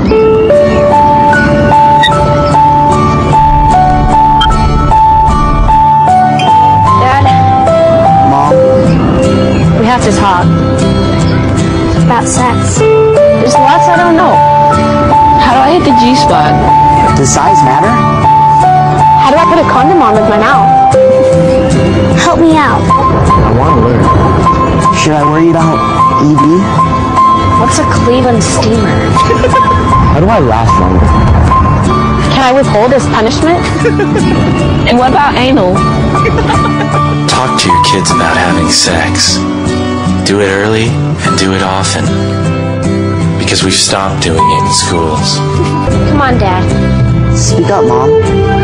Don't be such a pussy. Don't be such a pussy. My favorite part is that is so funny. The little girl says, "What's a Cleveland steamer?" Are these real little kids? Yes. Wow. Mine was, how do I put a condom on with my mouth? That was so funny. Yeah, how did their parents give them permission to do that ad? It's amazing what you can get. I mean, they're getting paid. Yeah. And plus, if it was I've your hired kid, plenty of kid right? actors. I would laugh my ass off if my kid said Cleveland that's what I'm steamer. saying. But, If it was you're cool, Yeah. and then it would just happen. Yeah, maybe. I wouldn't care. Well, and you got to do something against the whole sort of idiots pro abstinence. Well, that's so dumb. When we were doing research for this show this week, I came to this website.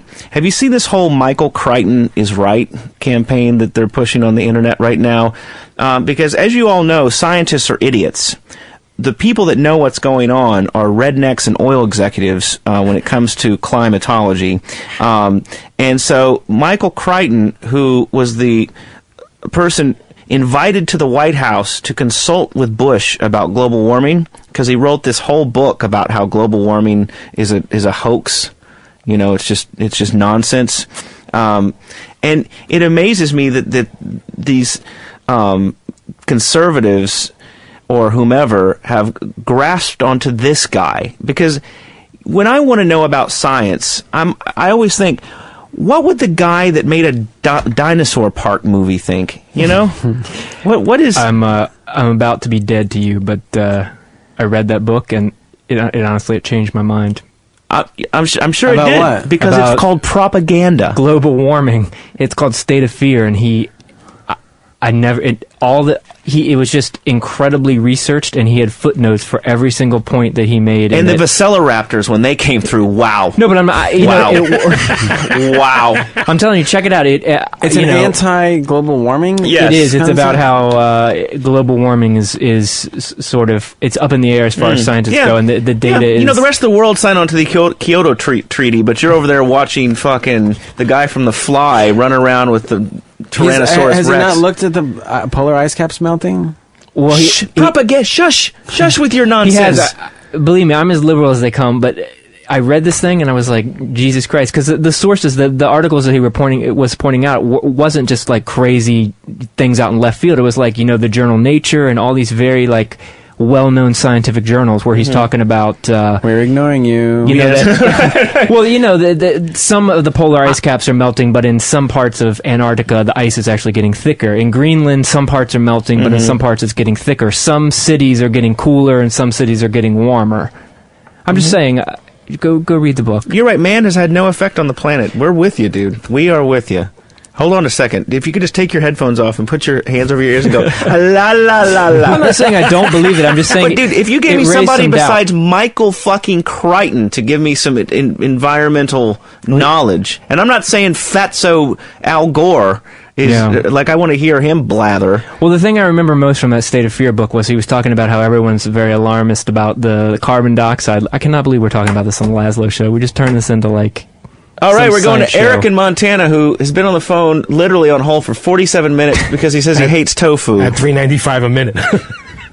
Hello. Wow, 47 minutes. Sorry. Yeah, just about. I'm very sorry Anyway, about that. About the tofu, no But big just deal. so you About know the that this is a tofu, no? recorded message outgoing if you've been on hold. We really appreciate you calling in. Enjoy your day. And call again tomorrow. No, I'm just kidding. Go ahead. No, I hung up on him. What? That's how you pay him back? No, Fred obviously wants to hang up on him. I didn't hang up on him. Whatever. Oh, you do. man. You do Prince impressions. It's your show. Go ahead. Is he gone? Yes. He's done. You gave me the signal to hang up on him. I didn't. Well, $3.95 a minute for 47 Okay, I'm gonna minutes. pretend he's still on because he must be angry. Okay, tofu. Yeah, look, It does the body good. I bet you he doesn't like it, but it's a healthy thing. I like it as a good. It's actually not substitute. fucking healthy. The man back here has got a whole problem with it. Yes. Take it out of his My diet. doctor told me to stop eating it. And it was like 80% of his diet. Tell that guy to call back. I feel bad. Sometimes we have nice guests. Other times we have Technology is all here. We got his number. We'll call him back. Wayne, did you see in our local paper in Long Beach, New York, there was a protest at the Kentucky Fried Chicken through, I guess, PETA had a protest. And here's what cracks me up. Speaking of glomming onto various celebrities and making Michael Crichton for the environment and they all grab this. Flavor Flav or something. No. Damn! Chuck D does Chuck not D. They grabbed agree Chuck with D. No, so the PETA folks have glommed onto the person who would obviously stand up for animal rights, and that's Pamela Anderson. And so on their placards, they have this huge boycott KFC and a picture of Pamela Anderson. And, you know, I'm sure as people are driving by, they're like, wow, I've seen a cock in her mouth. I wonder how she feels about animal cruelty. Who at PETA said Pam Anderson is the one to represent our cause? They've got a shitty enough of a reputation. I like the way you just say PETA. It just sounds... PETA? Yeah, PETA. Yeah. Whatever. PETA. Are you a member of PETA? I'm sorry. I financed them. I bankrolled them for 4 years. Wow. Oh, awesome. We've got James the trucker calling from Missouri. He says, knows a lot about global warming, sir. Finally an expert. Yeah, he's contributed to it, that fucking fumes that come out of his truck. I wouldn't say I'm an expert, but I was listening to Coast to Coast AM, and they had a scientist on saying how the solar flares were affecting the ability to speak as well. Hello? Yes. Can you hear me? Okay. And how there's 3 million underwater volcanoes in the Ring of Fire in the Pacific, and over half of them are active, that increase the temperature of the water in the Pacific. I have to... I mean, here's the thing. When I'm on the highway, why do you guys drive so fast? I'm asking a real question, sir. I really mean it as a real question. I get so scared during the rain. Hey, my truck only does 70 miles an hour. Well, that's fast. If you jackknife, we're fucked. That's too fast. What's the rush? Get paid by the mileage. But I can give you statistics on how many accidents trucks are in. Yeah, I know. Nationwide. Dude, you can hear. Only 14%. I'm sure you're a good driver. I want you to know that when I'm out there, I notice how fast you guys are going, and then it sprays all the water up. Sir, trust me, coming off other trucks, I've had issues with the spray coming off other trucks too. So let's get to back to the important issue. And I know I've been on long drives when I was driving from Missouri to Oklahoma to visit my gal back in the day. And you're in about hour 4, you've got to squeeze one out. How often do you masturbate while doing 70 miles an hour? I'll wait till it's my 10-hour break and I lay back in the bunk. So you're telling me you have never jerked while driving that semi? I've gotten head. Okay. Jesus. Thank you, sir. Yeah. Thank you. Awesome. That's our audience, by the way. Yeah, truckers and cool people that who they are all, high. They all have XM. That's great. Well, yeah. They have to have it. Exactly. So, what's the deal? Do you want to hang out a little bit longer, or how about a little bit longer? All right. This is the deal. Everyone out there, I'm a little hungry, and it's been a long day. It's been a long night. I flew in from Tallahassee. I'm not kidding. I did a stand-up show out there, and I'm starving. But I love being here. Your callers sound great. Yes. Some of them get head while driving. They sound diverse. Yes. They sound intelligent. We're going to do a quick break, and then we'll come back, spend a little bit of time with Fred, and then he's got to go to a burrito house or something. This is Lazlow Show, episode 30. The website is lazlow.com. When we come back, we're going to... Fred Armisen from Saturday Night Live, 11:30 on NBC. XM 202. And when I first did it, I know it was gonna fuck me up, but I had to do it. I'm getting ready for the function at the junction, and baby, you better come on now, because everybody. All right, it is the Lazlow Show. We've el show de Lazlow. Yeah, thank you, Fred Armisen. Fred Armisen está aquí from Saturday Night Live. Which is in reruns currently, as all the funny people in New York go broke. And are walking in an 8-foot circle or outside the 20th Century Fox building. Have you done the whole standing on the picket line? I did it once in the very beginning. And it was like a little coffee meeting. Yeah. and Law and Order people, and hi everybody. It was fun. Wayne has left. He is smoking. He rolled this enormous blunt and is now in the stairwell. But during the break, we kept talking about the whole global warming thing, and you were getting a little dark there. I was? Yes, you were like, dude. Oh yeah, there's something. Yeah, but my tone was like, no. My tone was like, dude, there's something. Like, come on. It wasn't like, hey, there's something going on. The weather's changing. Think about it. Think about what you see and what you feel. Rain, snow, hail. It's coming your way. See, now that's better than Michael Crichton. Right. He just convinced me. Right there. See? Exactly. Yeah, that was fun. Do you have any other kind of music? Yeah, I do. We have all kinds. Here. You ready? All right. Oh, look who's back. Did you ever notice the rain? Did you ever notice the heat? It's rising. Can you say rising? Did you know that when it turns cold, it's wintertime? All right, let's do another one. No, so the other thing we were talking about in the break, what was that? Was that somebody's watch? Do you have a calculator watch? No, this is not a joke. I have a pacemaker for my lungs. Just say, pacemakers for your heart. Wow. No, but it's a separate one. And so it's a different one for the lungs. For inhaling and exhaling. And so when Wayne left the room, Fred said, "Wow, I'm really glad he's gone. He brings a weird energy to the room." And I said, "He's my best friend." And I said he's your enemy. And he said, "No, that he's my enemy." And so then we started talking about Wayne and Fred. We were trying to tell him about the double abortion story. Maybe you should tell him. I gotta bring that up again. Romantic moments with Big Wayne. Well, I was with this chick for a while, and of course, she got pregnant, and it wasn't the right time in our lives to have a kid, so we chose to have an abortion. How old were you? 22, maybe something like that. 21. Good. And sure enough, we got home from the abortion, and there was this whole moment of "you're not gonna love me," blah blah blah blah blah. I think that's how I told the story. And next thing you know, we're banging. Like 6-7 hours after she had an abortion, and you know what? 2 weeks later, pregnant again. Dude, the look on Fred's face is like he just watched two girls, one... Even Danny's face through the window was like, no. Fred looks like he just watched Two Girls, One Cup. Yeah, that was about $600 in abortions in about 1 month. But how are the mechanisms ready to go again? Believe it or not, when we went back, they actually say you're more susceptible to becoming pregnant again after an abortion. God, I wouldn't know that. I wouldn't think that. Yeah, who the fuck did? I thought it was just all, that's when it's been all undone. And I was looking for a lot of ass that night, I remember. I wasn't looking for vag action. That is a double abortion. Yes, it was the double abortion. They have to fix that in the human body, though. Come on, body. Yeah, it's like you're giving the body a message. We want to abort the child, off limits. And since then, I pull out like an expert. I haven't had an abortion in 25 years. Oh, well, there you go. He doesn't. He refuses. Here's the best part of this is Wayne is in his 40s now and refuses to use any kind of contraception. Yeah, I am the master at pulling out.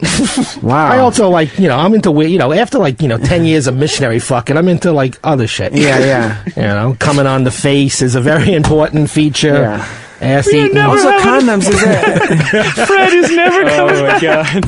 This man has the same fetishes. He's just keeping them in the closet. That's all. I'm sure of it. You got something kinky that you do with her that you really don't. Look, she's laughing. Maybe she's got something she does to you. And Fred's like, I really wish I would have left in the last break. You wanted to know about the double abortion. I love that story. She's giggling back there, huh? Matthew in Alabama, what's up? Yeah, man. I just had I actually had a problem with being so sure that global warming is happening to the point you just laugh at anybody who's different. Basically, my point is we have about 100 years worth of experimental data that tells us that the weather's getting warmer. We have proof that at times there were glaciers in Florida. At times there was rainforest in Alaska. It's true. There's cold. Anywhere there's cold, that's not the reason. No, the reason to fight against all of that is just to fight against the right-wing Republicans. That's all. I don't care. I'm not saying it's not happening. Don't take me wrong. I'm saying that we don't know. We don't know. You're right. There's we not don't enough know. data. We don't know. He's right. And sitting there and being, I'm so right. This is happening. No, I'm not saying I'm right. Dangerous. is just as dangerous and just as bad as closing your eyes and going, no, I don't hear you. You're right. That's my only point. Maybe I took you wrong. No, you've made fun of Missouri guy. I figured Alabama man had to chime in. No, that's okay. But I just don't think that we don't know it's happening. We don't have enough data. We don't know anything. And it bugs me that the scientists are so sure. And let's be honest. Scientists are gay. Really, that's a weird job, right? I just think it's cool to look like a scientist, but to do it. But can you imagine doing that job? I think they're right. Thank you, Matt. Thank you. I used to steal ether from science class, and I thought I was really smart, and I would huff it in 6th period, and then everything would go wah wah wah wah wah wah. For how long? Well, until it wore off. How long? Have you ever huffed? Do you think that's what school is for? Glue? Like what kind of glue? Airplane glue. Airplane glue? Yeah. When I was like a kid. on an airplane? No. I don't imagine you building models. Yeah, it was a model. Yeah, you squirt it into a brown paper bag and then you put it on like a feed bag on a horse and you just breathe it in and out. Reed is looking at me. Reed, this is fucking 13 years old. This is 7th grade. All right. We were huffing. That's cool. You ever huff? No. Have you ever heard of huffing? Yeah, I've heard of it, yeah. Yeah, so. I think the Locker room and Rush. The Ramones sang about it. They may. They did. Okay. Let's have. I was at a lot of Ramones shows. I don't remember them singing about fucking huffing. Is it, was it something not glue? Yes, you are. Yes, there was something about glue in a Ramones song. Yeah. Yes, he's good. Excellent. It's quiet. This is not good radio. Speaking of not good radio, we were looking through some movie trailers for to talk about what's coming up, and you know what you shouldn't see? The Diving Bell and the Butterfly. What? It's garbage. I've never even heard of it. This French movie, terrible. Yeah, I don't think I'm going to be catching that one. Yeah. But Reed, what is this bizarre movie trailer that you sent me? Teeth. You heard of this one? No. Teeth. It's a sort of like a horror movie, sort of a teen comedy about Is it really a comedy? It looks serious. Sort of. It's like a comedy. It's like a dark comedy, but it's about a funny enough, a Christian girl who's into the abstinence movement, who's in high school, who discovers that she basically has a toothed vagina. Can't believe the story. Wow. Catholic girl into abstinence. I got the DVD. I'll lend it to you. Yeah, so here's part of the trailer. She goes to the gynecologist. It's a joke. What can I do for you, miss? Is this your first time? Okay. So I imagine you have no idea what to expect. Not really. Did you? Don't worry. I'm not going to bite you. Are you sexually active? No, I just want to be checked out. Okay, then. Good actress. I think there might be something weird going on inside. You can tell because of the music. What? There's something in her vagina.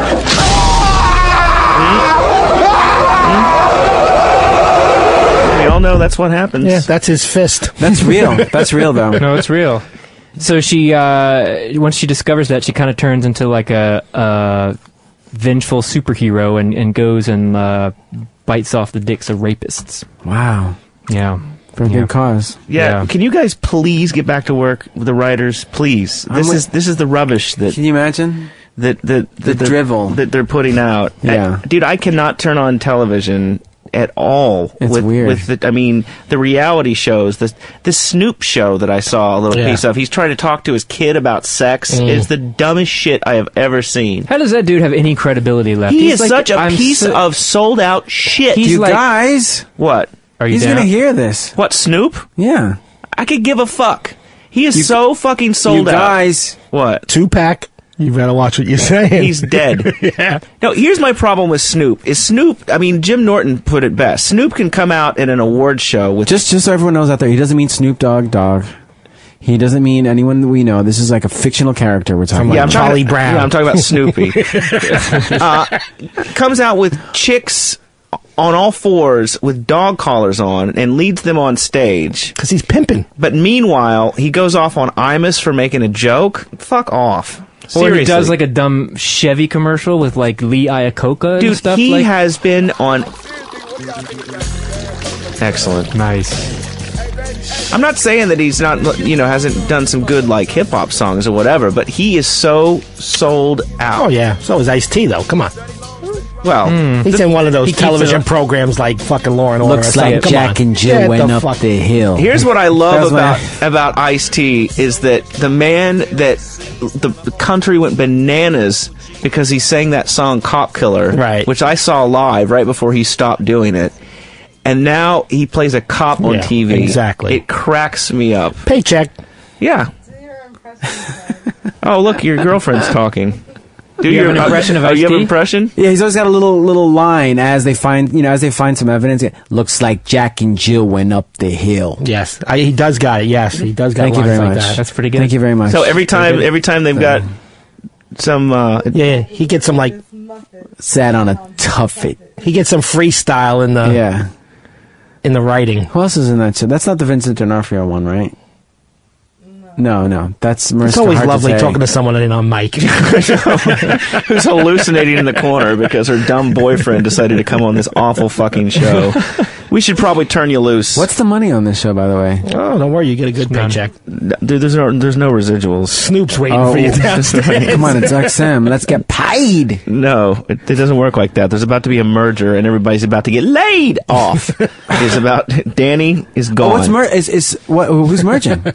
Dude, what planet do you live on? Oh, no, is it what I think it is? Who? XM?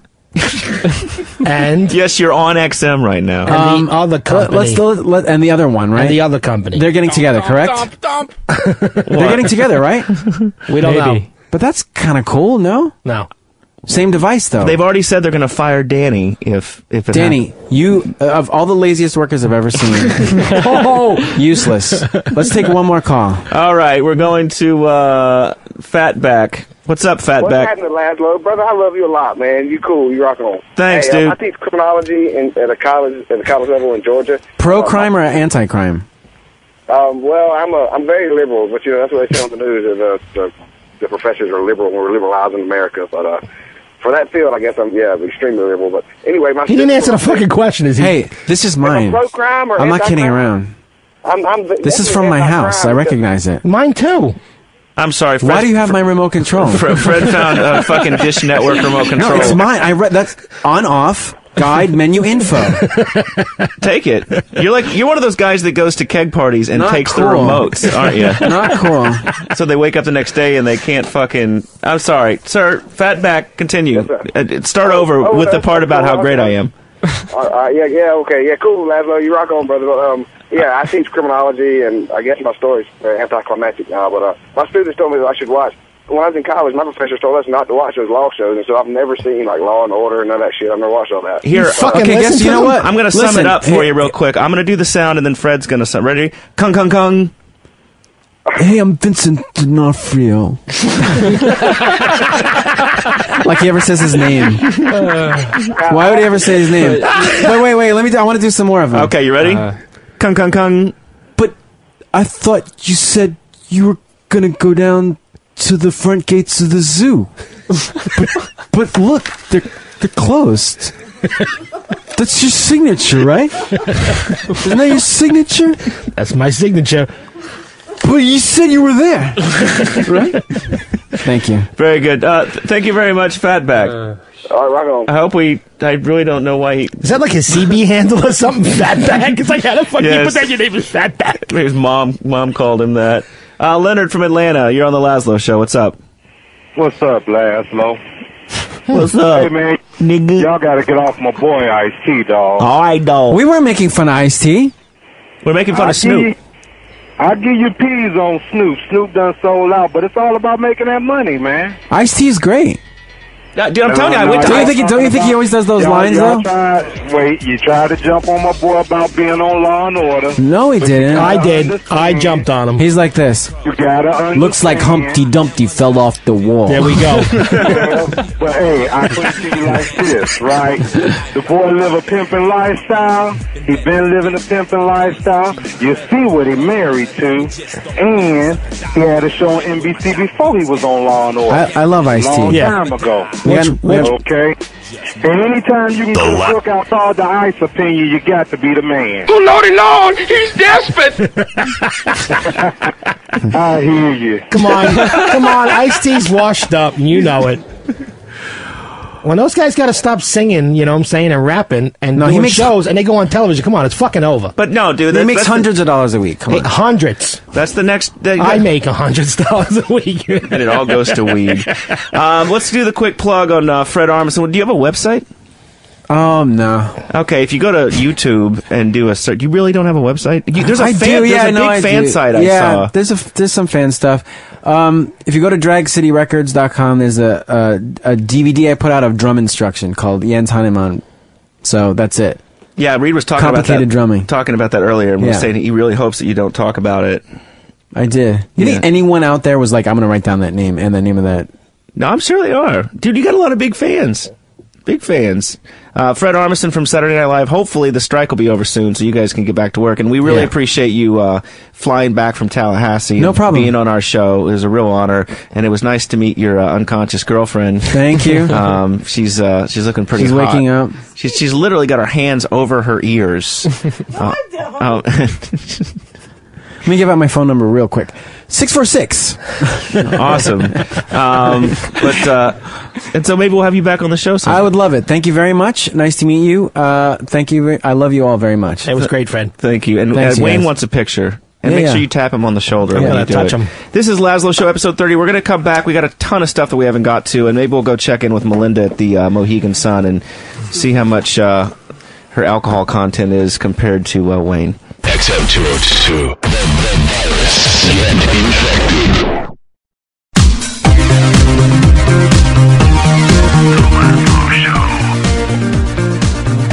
All right. The Bloodhound Gang. This is Lazlow Show, episode 30. Fred Armisen has left the building. We tried to take pictures of me filleting Fred Armisen, but... I might have that one. Of the 3 cameras here, my digital camera went dead before a picture could be taken, and Wayne camera went dead, and then Reed pulls out his camera, and it has film in it, like it's fucking 1908 with a pinhole camera. I'm gonna get it developed on a silver plate later. Dude, screw you guys. Film is better, and screw you both. You guys got no pictures, and film is not instant access though. Right. As soon as we get home, we're downloading. Well, that's true, but the quality is better. You got to admit. No, it's not, dude. What are you talking about? Dude, you take like a 9 megapixel camera. It's got much better resolution than that piece of shit 35 millimeter. And I only got 7. You got 9? You're at 9? No, I'm just 3.2. Okay. I bumped it up times 3 so I could fucking... I got more megapixels, nigga! All right. So this is episode 30. We've done 30 of these, which we were very proud about that until we realized that in the course of a month and a half, Opie and Anthony do 30 shows, and it's taken us 2 years to do 30, so yay for us. But I think we are doing a show next month. Mm-hmm. We get on the schedule there, Danny? Hit your little button. Yeah, hang on. Let me. Okay, no, I don't have time to hang on. Also, Opie and Anthony get paid. Yeah, good point. Next Lazlow show will be February 23rd. Mark your calendars, everyone. All right, I'll write that down. Mark your calendars, kids. We do have a box set that's got every episode that we've done on it, including this show, and you can buy that at lazlow.com. It's like $26, and it's all the episodes in MP3. So that's something you do. You actually update the new episodes. Yeah. Okay. Yeah, but for the same price. Yeah, it's just still $26. So it'll be 30 bonus track. 30 shows. So how many more shows do we have to do before we up that price a little bit? I don't know, but I have to tell you, we're still people in Latvia are buying these because the dollar is so in the shitter thanks to our lovely economy. We can't outspend Latvia now. No, they got a stronger economy. Dude. I was in Costa Rica over Thanksgiving because I punched out of Thanksgiving as well, and they were very excited, and little native boys in loincloths were dancing in circles and celebrating the fact that for the first time in forever, the Costa Rican colon was gaining on the dollar. Wow. So Central American currencies are gaining on ours. You used to be able to go down there and buy a young boy for nothing, and now it's pricey.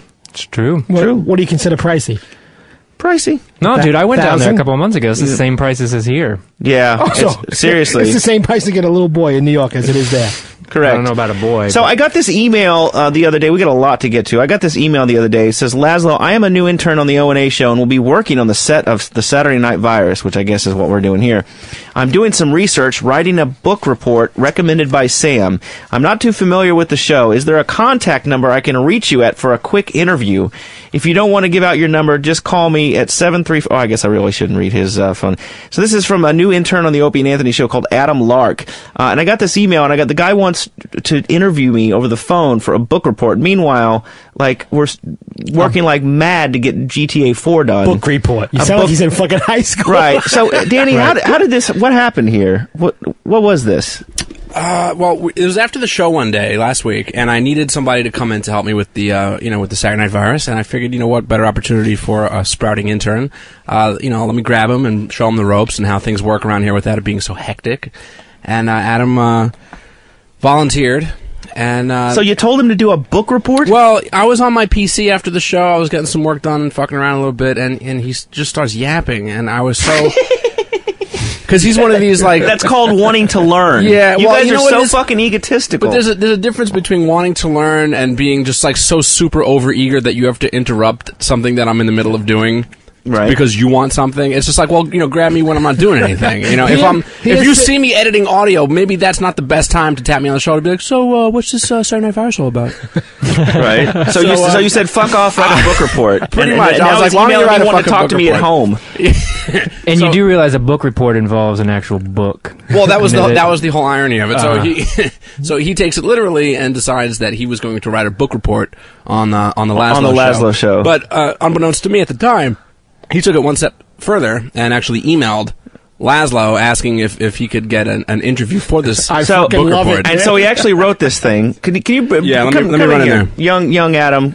Adam, you're going to come read this thing, son. Yep. Did he do the interview with you or not? No, I'm not doing a fucking interview with So this is his book report that he has no access to the show or to Lazlow. Right. He could have buy the box set. I emailed buy the box set. I emailed him back and said, you need to write this thing on your own, do some research. All right, Adam, here we go. Well, do we want to set it up? I mean, tell us how you did the research and how you prepared for this exactly. Well, I got an email about episode 29. Listen to episode 29. Mm-hmm. Did some research on the internet and drew up a couple articles they did on Lazlow. You've had articles written about you? Yes. Oh my God! Where in Out magazine? Dude, you're gonna have to get started on this because I'm gonna trash you. Okay. Go ahead. Okay. Oh God, this is awful. Yeah. How come Reed doesn't have a copy? This is only. Hey, you know what? You okay. You fucking wrote it. He shouldn't even need a copy. I'm gonna share. All right, go ahead. Okay. Sorry. The release of Grand Theft Auto 3 in 2001. Kiss his ass already. It's not even about me. What is this? What does it have to do do with the fucking game? What does it have to do with the Lazlow show? Well, this is about me and Wayne and Reed and a show that we've done. It's kind of like the history. And it's okay, like this is the who, what, when. Okay, I'm sorry, we didn't mean to interrupt. What he's famous for. He's got your last name in here. We're famous for. What? No. Yes. No. Lazlow's cover is going to get blown. No. Go ahead. Okay. It drastically changed the landscape of video games forever. There were actually graphics this time. The storylines flowed together. The selection of cars to hijack was never ending. And then the most important feature, however, you just skipped a bunch of shit. They fucking read Gamer. This is fucking read. I mean, come on, man. I mean, right? Well, okay. Okay. Get down to it was responsible. It was responsible for do you bringing... listen to how nervous he is? Yeah, he's fucking jittering around. All right. It was responsible for bringing one former radio personality. Former? Dude, I had a syndicated show that was on like 80 radio stations and on XM. Look at him get the fucking defensive, man. Okay, so sorry, you get a little demerit on that little... Sorry. All right? Okay, a former radio personality. Lazlow Jones to the forefront of the gaming community. Jones was so popular over the fictional airwaves. Dude, don't call me Jones. Jonesy. Call me Lazlow. Fucking Barnaby. Lazlow was so popular over the fictional airwaves of the GTA station Chatterbox that Rockstar Games, the company behind the GTA series, hired Lazlow hired Lazlow back to write and produce for future installments of the GTA series. Stop right there. That part I'll give him fucking credit for. Thank you. That part I would, except this is straight off of Wikipedia. Well, I don't give a shit. At least we'll give him some credit. He did some research. What he's saying is true. Oh, look, we've got red pens. Red pens from Danny. Yeah. All right. F's. Well, Nice. first off, now I don't know if you flunked out of college for being so dumb. What do you see spelled wrong? But With spell check. First off, Wayne and Reed are not even mentioned in the opening paragraph about the Lazlow Show. This is all about GTA 3. Right, about 3. That's 2001, fool. Yeah. Yes. What's the thesis of this piece exactly? Just a generalized, kind of a quick write-up on that you cut and pasted from Wikipedia. No. Here, go to the next page. Hey, let's start with hailing. How long did this take you? It took me a good 2 fucking pages. If they're not taking you fucking long, man. Oh, I listened to That's the double spaced. This is coming from a guy who didn't finish 8th grade. Yeah, by the dude. way, so, Listen, you haven't even written a fucking paper in your I life. can write a fucking paper. What's the last book you read? I'm gonna say I really haven't read a book in a long time, dude. I fuck around with this Scrabble book for correct spelling. All right. I'm Jesus. sorry. Please, Adam. Okay, the hailing part? Yes. Hailing from the Midwest, with looks comparing favorably to Rob Ritchie, known today by many as Kid Rock, Lazlow claimed he lucked out with many of his career opportunities. Yes. And this is Lazlow talking. I would make a really awful guidance counselor because my career advice would be good things happen to people who slack off, Jones said in one interview. Along with co-hosts Big Wayne and Reed, Lazlow currently hosts his own show on XM 202, a part of the station's Saturday Night Virus. The show was a runaway hit. Viewers identified with Wayne's pill-popping, every man approach to life. Reed's stoic determination when riding his scooter became one of the show's many comedy bits. The Lazlow Show is in its 30th episode on the XM airwaves, drawing in viewers from as far away as Manchester, England. Among the many topics explored include video gaming, international rapping, Broadway shows, and weird videos found on the World Wide Web. After an extended hiatus during the fall of 2007, The Lazlow Show is back. Wayne is alive and well. Yeah. Reed's laid-back personality is on showcase for all to see. Lazlow is a prime example of Carl Jung's archetypal. I can't even say that word. Dude, you wrote this yourself. You just turned him Chinese. You just said Hung. Like William Hung. I think it's Jung. Yes. It's Young, actually, but in America it's Jung. He's It's William Austrian, Hung. and you pronounce the J like a Y. All right, Dum-dum. continue. Jesus Christ. Hurry up. This is horrible. God. Damn. Okay. Think Luke Skywalker. Opie and Anthony represent Obi-Wan, and XM Radio is a part of the Dagobah system. Wayne's hairy features on the beach can rival Chewbacca. Reed's cunning dialogue meshes well with Han Solo. All Star Wars references aside, listeners unfamiliar with the show's format can purchase audio box sets, and I basically just end it by plugging your show. I like the part that says the show was a runaway hit. Is that on Wikipedia? Is this show a runaway hit? No, this show is runaway shit, as exemplified by this segment. Hold on. Let's go around. Let's give him a grade. What do you got? I give him a D for not even mentioning you or Reed in the first paragraph. That's I'm how not you the read star of the show. You are. Bullshit. Yeah. I'm not the one with the addictions. You just had to run out and smoke drugs to make it through the show. No, not to make it through the show, to enjoy it. Reed. As a journalist myself, that's right. An unemployed one. Fuck you and fuck you. Wow, dude, that fucking rum is... That was defensive. I like it, That man. straight Belly rum up. is fucking coming through, dude. You got some anger in you. You got some balls, man. Wheelbarrow balls. All right, you can both bite me. I give him props for digging up your whole name. Yeah, right. And I give him props for actually reading old interviews with you. Where those come from, I don't know. They're on the inner tubes. But it's got no thesis. I give it a C. I don't know what the hell I just read, and it's too brown nosy. Yep, go. I'm gonna give you a C, dude. It is brown nosy, but you did some fucking work. But you didn't really buy the box set. And So, more. You're not putting any bread in my bank account. Wayne does get 25% of all box set sales, folks. We go to John the Trucker in Texas. Save us. Thank you. Hey, well, first of all, I absolutely do masturbate while I'm driving. It's, excellent. Essential to keep my focus. Of course you do. And I had a question about Ice-T. Did he do Cop Killer before or after he started as a cop in New Jack City back in like 91, 92? That's a good question. I believe it's before. Yeah, it was around the same time. I think it was a little bit before.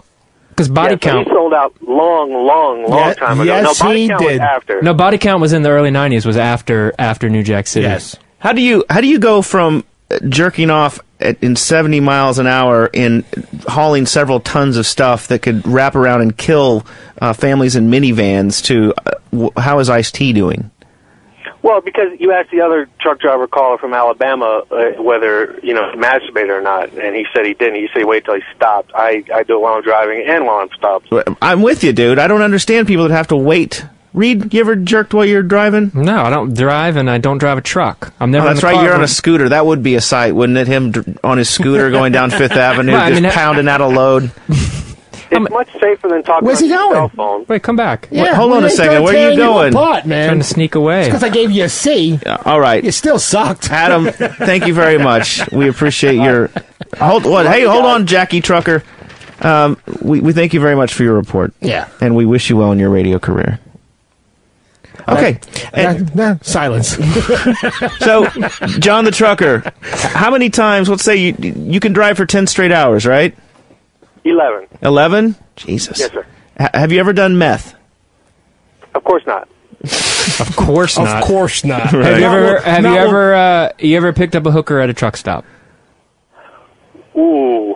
Well, I gave you a fake name to the screener, so I'll go ahead and say yeah. Now, tell me how much because I've had some truckers in my family who were so Christian that I'm sure that they never did this, but how much does a lot lizard cost? Lot lizards range, well, there's lot lizards and there's crack hoe lot lizards. The crack hoe lot lizard basically depends on what kind of fix she needs. It could be $5 and up. An actual decent-looking hooker, you're looking $60 minimum just for a blowjob and up. But crack hoes, like $20 a blowjob, guaranteed. I could get you some, cell phone pictures of crack hoes and email them to you if you like. Yeah, you do that. Now, are there... Yeah. So we're just dying to see crack hoes. Yeah, right. Lazlow.com. And are there... How do they solicit you? Is there something? Do you hang like a handkerchief out the window, or what do you do? Do you blow your horn? What do you do? How do you let them? Go ahead. I'm sorry. 90% of the transactions, both drugs and prostitutes, in a truck stops are done by CB radio. They'll come on a channel 19, the common discussion channel, and say, "Hey, if you're looking for a pussy." They have their own little language, but they're basically, look for a hooker, go to channel 25. And you go to channel 25, and she says, "Hi, my name is Sugar Pants," or whatever the fuck this Sugar name Pants. is. And, I got a smoky bag on my back door. Can I get some back door? Thanks. Yeah, backdoor costs quite a bit more than Don't worry. $100 enough you're talking for that. Nice. But it's all done over CB radio pretty much. You contact on the common channel, then they take you to another channel, and you work out the logistics of she comes into your truck and whatnot. Well, how do you tell the difference between what you were saying was the good ones and the crack hose? The smell. You can tell by the way they walk. You can tell by the way they talk. Crack hoes talk really fast. No, just the staggering, and they can't stop. No, they twitch. The drug addict hoes twitch and can't stop moving. Jonesing, I guess. The actual percentage of truck drivers that do meth and drugs is between 2 and 3%. Now they get a lot of headlines and publicity, but it's actually only 2 or 3%. So sorry to disappoint you on that. All right, dude. Thanks for calling into the show. I love you. Oops. Sorry, guy. Love you. Sky, you're on the Lazlow Show. What's up? That paper was the most retarded thing I've ever heard in my entire life. It was, I really wish we could dial the clock back about 15 minutes and see if we could somehow not have that black stain on this show. I mean, it is episode 30. What the hell was he doing? Was he just, reading Wikipedia and playing GTA at the same time? Hey, don't be using our fucking lines. Come on. Think of something of your own to say. Yeah, I'm with you, dude. And Laz is the only one to know that came from Wikipedia. I didn't. What, because you read your own... Well, no, I've seen the Wikipedia entries for GTA. Oh, okay. Yeah. I thought I gave him a C. I didn't think it was bad. I'd have given him an F for fucked up. Awesome. Speaking of fucked up, we meant to get to this when Fred Armisen was on the show, but the dirge of bullshit that's on TV, it's all reality programming now because there's no writers. Right, I guess so. They busted out everything, man. They've got some show where, have you seen this? A dating show where Who Wants to Marry a Farmer? Have you seen this one? I haven't seen and that the answer one. is nobody. Yeah. Well, one of those truck stop hoes is probably going to win, but well, they do that show Wife Swap. And there was this, I guess there was a huge one this week or last week that had one of these pageant girls on it. And I'm fascinated with, I'm like our boy that we had on last time. I'm fascinated with the whole sort of pageant, John Bonet. I have a section of my house. Would you like the young ones or you like just the older ones? I have a section of my house called the John Bonet closet. Yes, he does. It's right under it's one of those half doors that's under the stairs, and people come over and they're like, "What's that?" And I'm like, "That's the John Bonet closet. Do you want to go in?" And they're like, "Why do you call it the John Bonet closet?" And I say, "Because that's where you would find a dead raped little girl if I had one in the house." And then they sort of look at me and they're like, "Dude, I'm here to check the water meter." And I'm like, "It's in the John Bonet closet." And then they crawl in and I always do that goof with the door, like I want to close it on them. It's good times. Good times. But so they had this mom on there, and they're doing a little expose about her and her lovely 15-year-old daughter who's been in these pageants her whole life. If I had one wish, it'd be world peace. That might sound a little corny, but it is the truth. Alicia just has the sparkle.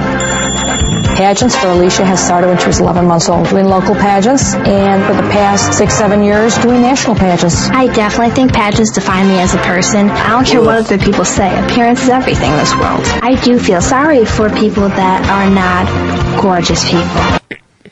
I feel sorry for people that aren't gorgeous people. That is the shallowest bitch. Dude, you really want to take razors to her face. I really do. We should just put those people on an island. With her and remember the girl from the Miss Teen South Carolina who gave that dumbass answer about yeah, exactly. U.S. Americans such as the Iraqis, such as... she goes, "I know it's corny, but what I want is world peace. Except for the ugly people." The thing is, though, if Darwinism worked, that bitch would be starving and dead in 10 years. But unfortunately, she's just going to find some rich dude and just going to ride, somebody's checkbook for the rest of her life. And it ain't working. Yeah. And what's great is her mom totally enables it. Her mom makes every meal for her. Have to sparkle. Put one step forward and we sparkle again. Dude, if I ever went out with a girl and she said the word, I'm going to sparkle, I'd be like, I'm going to fucking throw gasoline on you. Maybe you would, but how much of that shit would you tolerate if she was really hot? Not a lot, dude. I can't. No, I can't. Really? I can't deal with it. Well, that's what I'm saying. Hey, Danny, I got a question for you. Danny, Danny's getting a back rub. Yeah, Monday to Friday. From a guy. What's the fucking chances of you getting a massage while the show's on? While O&A's on. Pretty good. Oh, really? Yeah. Okay. I might have to stop in for one of those morning shows. It's not bad. Yeah, it ain't bad. Have to sparkle. Put one step forward and we sparkle again. You don't have to be beautiful to do well in life, but it sure helps. It's her father. Alicia likes to be waited on hand and foot. In the morning, I make Alicia's breakfast. Oh, you don't like it? Oh, I'm sorry. That was not your best cereal. Not your best cereal. Mm-hmm. Yeah, she's rejecting the cereal because it tastes awful. Dude, if you can't make cereal, please. Right, what did she do? Jump in front of a semi with somebody jerking off inside. She tilt the box at the wrong angle? Like, what was the problem with the cereal? The prize is floating around in the top. Oh, I'm sorry. That was not your best cereal. We never say no to Alicia. Pick me up at school early. Don't be late. I hate when you're late. Alicia wants, Alicia gets. Great. She's going to turn out to be a fine young woman. Yeah, exactly. And then she's gonna raise some more of these horribly spoiled bitches. Well, that's what I'm saying. And here's this video it had me infuriated. You know those people that are really into Christmas and those fucking Precious Moments figurines all over their goddamn house? You know what I'm talking about? You really are anti-Christmas, aren't you? No. Yes, absolutely I am. Okay, all right, go ahead. This family, and I've seen documentaries about these kind of people that are so fascinated with Christmas that they leave their Christmas decorations up in the house all year round. Yes. And of course, pageant mom and dad do the same thing. And they have Christmas every week for their little spoiled bitch daughter. What did you buy me today, Mama? We keep a Christmas tree year-round because every day is Christmas for our daughter. Oh, that's so cute. Because she's just such a pleasurable child and deserves it. And I feel the weight of Alicia's happiness. Give her everything she wants. Don't give her any rules. Why upset her? I am choreless. I feel it is physical labor, and it would suck if I had to do them. So almost done? Yeah, just about. Oh, here's the best part is, you know, because you're thinking, well, she's going to have to do some work for school. No, her mom does all her projects for her. So almost done? Yeah, just about. I do all Alicia's projects because she doesn't have time with her busy schedule. This is a project that I made for Alicia, and she got 100+ on this. Keep up the good work. Having a popular daughter like Alicia, it's a great feeling. And the popular people, they make it in this world. It's more. Meanwhile, her parents are these fat fucking trolls sitting on the couch talking about the beautiful people. And the popular people, they make it in this world. It's more fun. She'll have 2 eggs and a bagel lightly toasted. Lightly toasted, like what is crunches, but not really. Customer's always right. How much do you want to fucking strangle her? We need to just take our headphones off right now and just go and kill her. Find her wherever she is. Wait, I'm just saying, she's got no skills. She hasn't been raised right. Put her out in the world, in the normal world, she would be dead in a week. True. I gotta tell you, man. My niece went away the week before Christmas to Puerto Rico. So my sister and my nephew decide that while she's away, they're going to do all the fucking homework for her. Okay? Are you serious? Hold on, here's the best part. The kid comes back home, got 1 fucking day of school before Christmas, and then a week off again. She fails every fucking test and got to do summer school. A fucking mother and a brother did the fucking homework. I thought that was fucking great when they told me that. I was like, okay, welcome to the family. Man. Wow, your family flunking tests. Yeah. What a shock. Right. Education not being valued. Dan in Baltimore, you're on the Lazlow Show. What's up? Hey, how you doing tonight? Hey, man. First of all, let me just say, I've never watched that show. I caught it the first time last week. I know exactly the episode that you're talking about, and you're absolutely right. That 15-year-old girl, enabled, what a bitch. But what about the other parents? What about, remember the feminist mom who, they had weekly going out and maintenance on the car, and it was just crazy, man. Yeah, they were just as fucked up as the other people. Yeah, so she gets taken over by this other family. So the other mom comes in and starts ripping up her pageant pictures. Alicia, this week you will start learning that it's what inside that counts. This means there'll be no more beauty pageants, crowns, or trophies. No! You know what that picture was? You just tore up $135, man. It's not even you, Alicia. There's nothing about that's you. Don't you realize? All right, settle down. You're teaching her that she's not enough. What? How great would it be if she's like, and here's a black man who's going to rape you for being a little whore.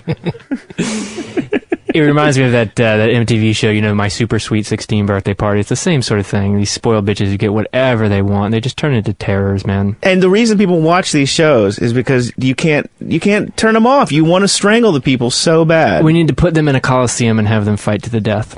She's not enough. What land are you in? Land where I value my daughters. If you have another picture, we will sue you. I mean, I am that serious. You don't realize what you did there.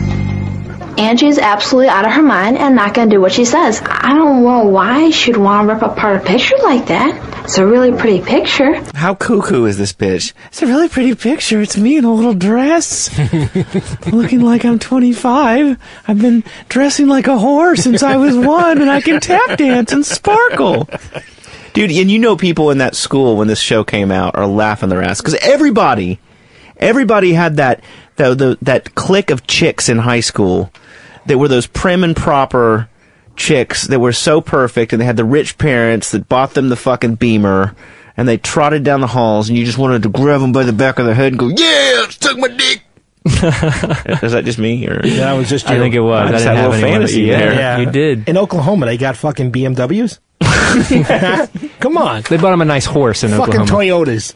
Did you see this story about the twins that didn't know that they were separated at birth? This shit is the most. I hope they find it was in England. I think it's a hoax. It can't be a hoax. I think it is. No, dude, it was in front of Parliament. They were talking about it. Oh yeah. All right, go ahead. But there was these twins. They were separated at birth and then got married because I've heard these stories, and I mean Reed would know better than anyone that when there's family separated.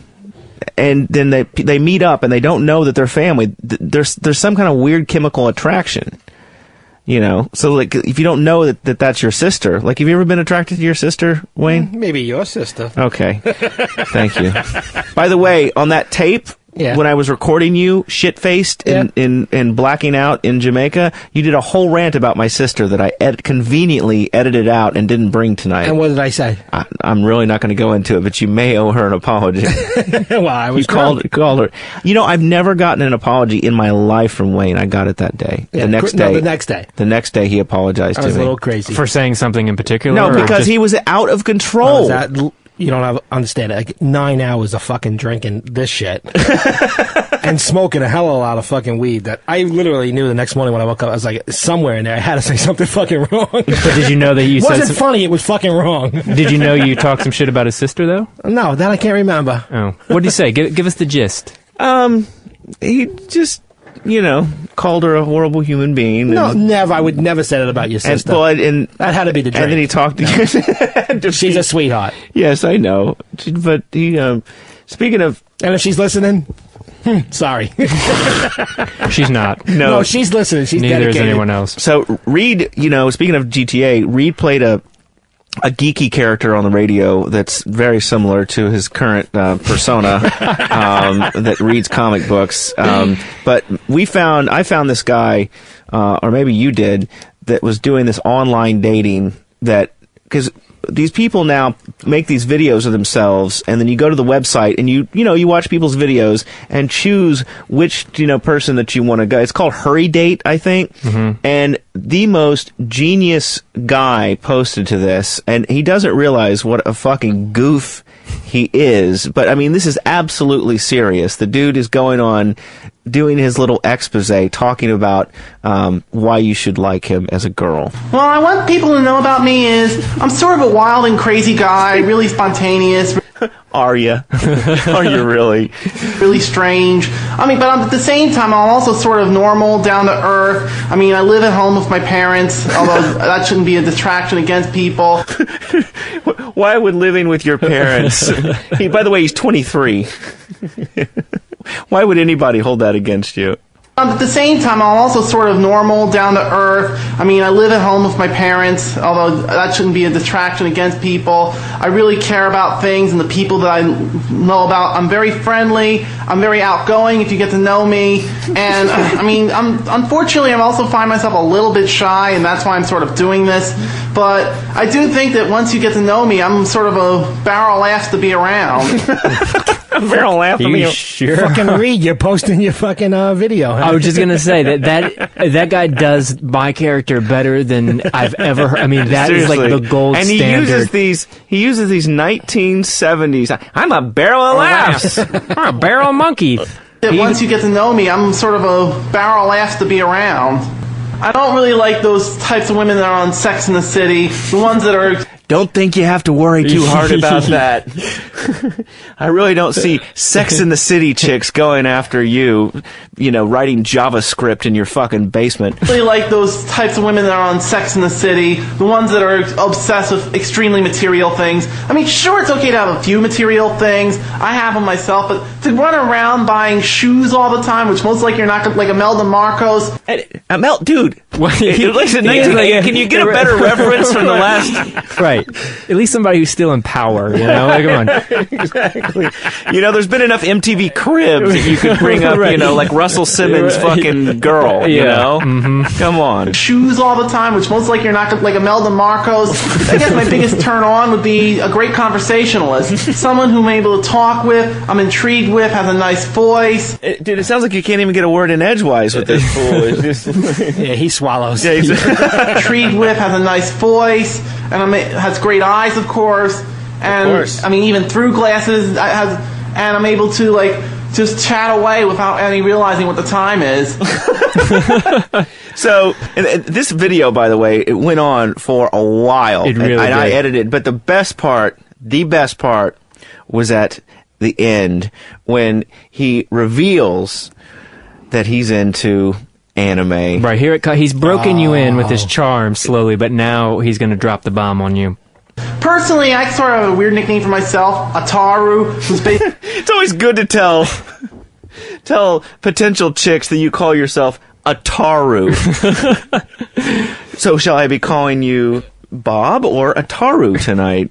I sort of have a weird nickname for myself, Ataru, who's based off this character in a Japanese animated series called Urusei Yatsura. You'll probably get to know more about anime if you end up meeting me. And he's sort of like this luckless loser, this weirdo who always gets all this bad stuff happen to him, and yet somehow or another has a couple good things too, like having this extremely cute alien girlfriend. Wow. Yes. I gotta say, though, I dig this dude because he just gets it out there, you know? You're either down with him or you're not. Right. He's not gonna hide that shit like at the fourth date, bust it out. Oh, by the way, you know, don't look in that closet because there's a bunch of anime in there. He's gonna let you know right up front. I have an Asian fetish, and I would fuck a radioactive plant if it was trying to take over the city. And when we have sex, you will call me Otaru. Things too, like having this extremely cute alien girlfriend who, even though she gets really peeved at him every time he sort of flirts off with someone else. Nope, no tattoos. He's flirting with a computer. He was flirting with a flux capacitor. Nope, no tattoos, no earrings, none of that sort of stuff. I'd rather have the pure naturalness as opposed to, say, putting some weird stuff on me, except for my glasses, but then again, I sort of need them to see, and I think they really look cool. Wow. What are the chances that dude owns a real doll? Yeah, exactly. Yeah, but I think they make anime real dolls now. Do they? With the big eyes. Really? I do think so. Danny, we have to do a break, don't we? I can't read your fucking lips. You got a microphone in front of you and a button so that I can hear you. And you got some chick alongside of you. We're not looking at you. Take a break. How many breaks do we have to do? One, and then we can go to the end.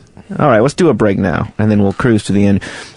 This is the Lazlow Show, episode 30. The website is lazlow.com. If you missed part of the show, and for some reason you want to catch an earlier bit, we're going to have it posted in the next day or so at the website. We also have episode 29 that will, what? I know, he has drank a lot. He's drank almost half. That is half. Dude, that is 60% alcohol, and he's almost drank half of, what is that? A third of it. Okay, that's Dude, that is a large and bottle. A couple shots. This shit. And you got to go to break soon because I have to hit the head. Okay, but this, yeah.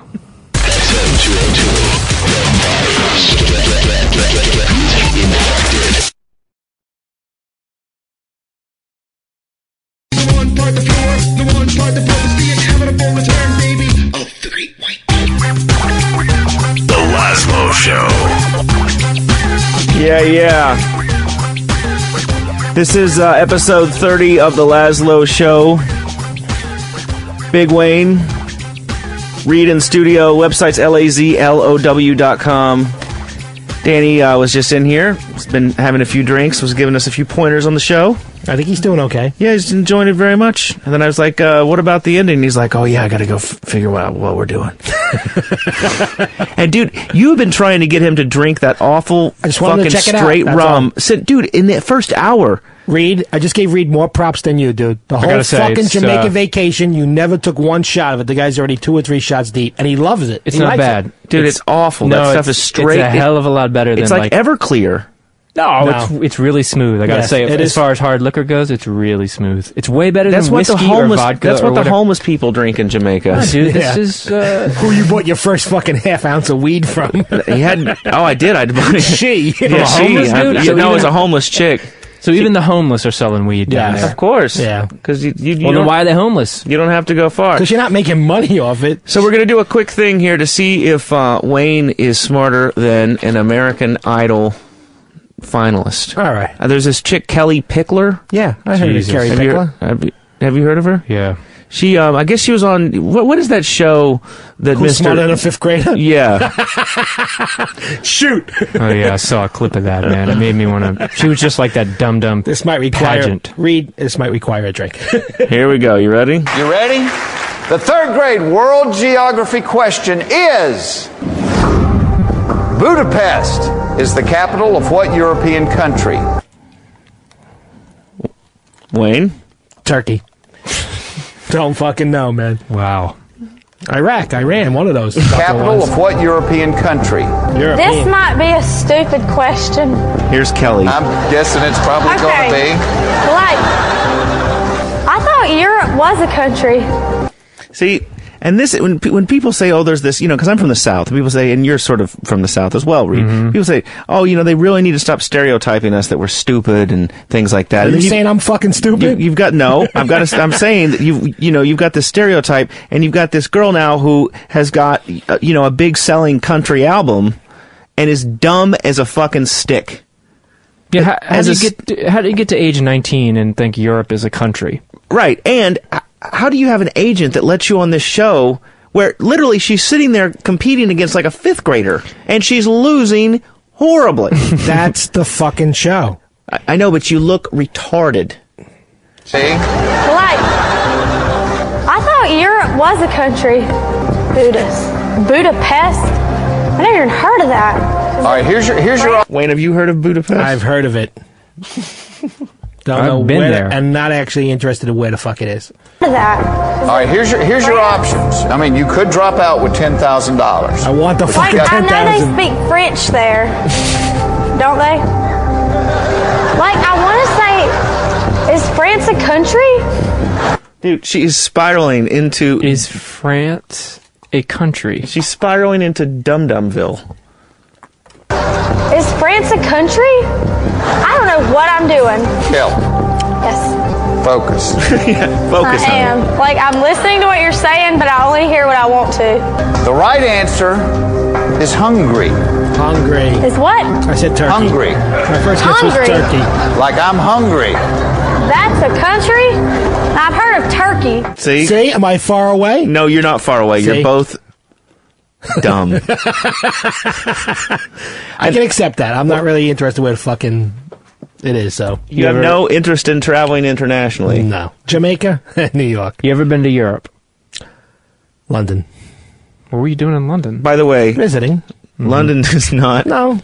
Sure, London's Europe. Part of Europe. No, it's not. Yes, it is. Yeah, well, what absolutely. continent is it fucking on? Yeah, it's only. All right, yeah. It's an island. It's not really a part of it. But it's part of Europe. Sure it is. Thank you, Reed. Billy in Louisiana, you're on the Lazlow Show. What's up? Yeah, man, somebody needs to stick this girl, the anime guy, and these beauty queen freaks in a car and shove them in front of a train. Thank you. Hey, I don't disagree. I'm with you. The anger is deep in you, sir. He was on hold for 15 minutes. He did listen to the whole show, though. Yeah. I hope he feels better now that he said that. The number is 1-866-WOW1-WOW, 1-866-969-1969. This is episode 30 of the Lazlow Show. You know, we had this promo running all week on XM202 here, and it was clips from the last show where we were talking about cloning, and is it gay if you clone yourself and fuck your clone? You know, sort of a bit that we did. And we got this angry email from Phil Massa, says, if you had he goes, in reference to the quick blurb of you saying, if you had a clone, would it be gay if you sucked your own dick? The short answer is yes. The long answer is yes. If you made a clone of you, why not have it suck your dick? It sounds like you just want to suck dick rather than receive. To which I say, experience both and just 69 yourself. Exactly. And if I remember correct, you're the one that wanted the clone to suck your dick. Yeah, where did you shake out on that? Suck, yeah, I think I'm all over the. You want a clone? You can't just answer that. It's such a complex concept. No, it's not really, because your clone is still a dude. But it's me, and I'm awesome. See, this is where I catch you out there. So it's sort of like you're saying a more complicated form of masturbation, like a more advanced version of masturbation. No, this is not masturbation at all. This is him sucking his own cock. Well, but it's him doing something to himself. It just happens to be his clone's mouth. And speaking of promos on this station, Danny, I will give you $100 if you can please stop that goddamn Led Zeppelin fucking promo from playing on this station. Fucking terrible. Do you have that thing? Can you pull that up and play it? I might be able to find it. Those promos are a little tougher to find because they keep them like all throughout the XM system. I could try and find a few real quick. Dude, it is so... It's Robert Plant. Bring you down. Just babbling nonsense. Yeah.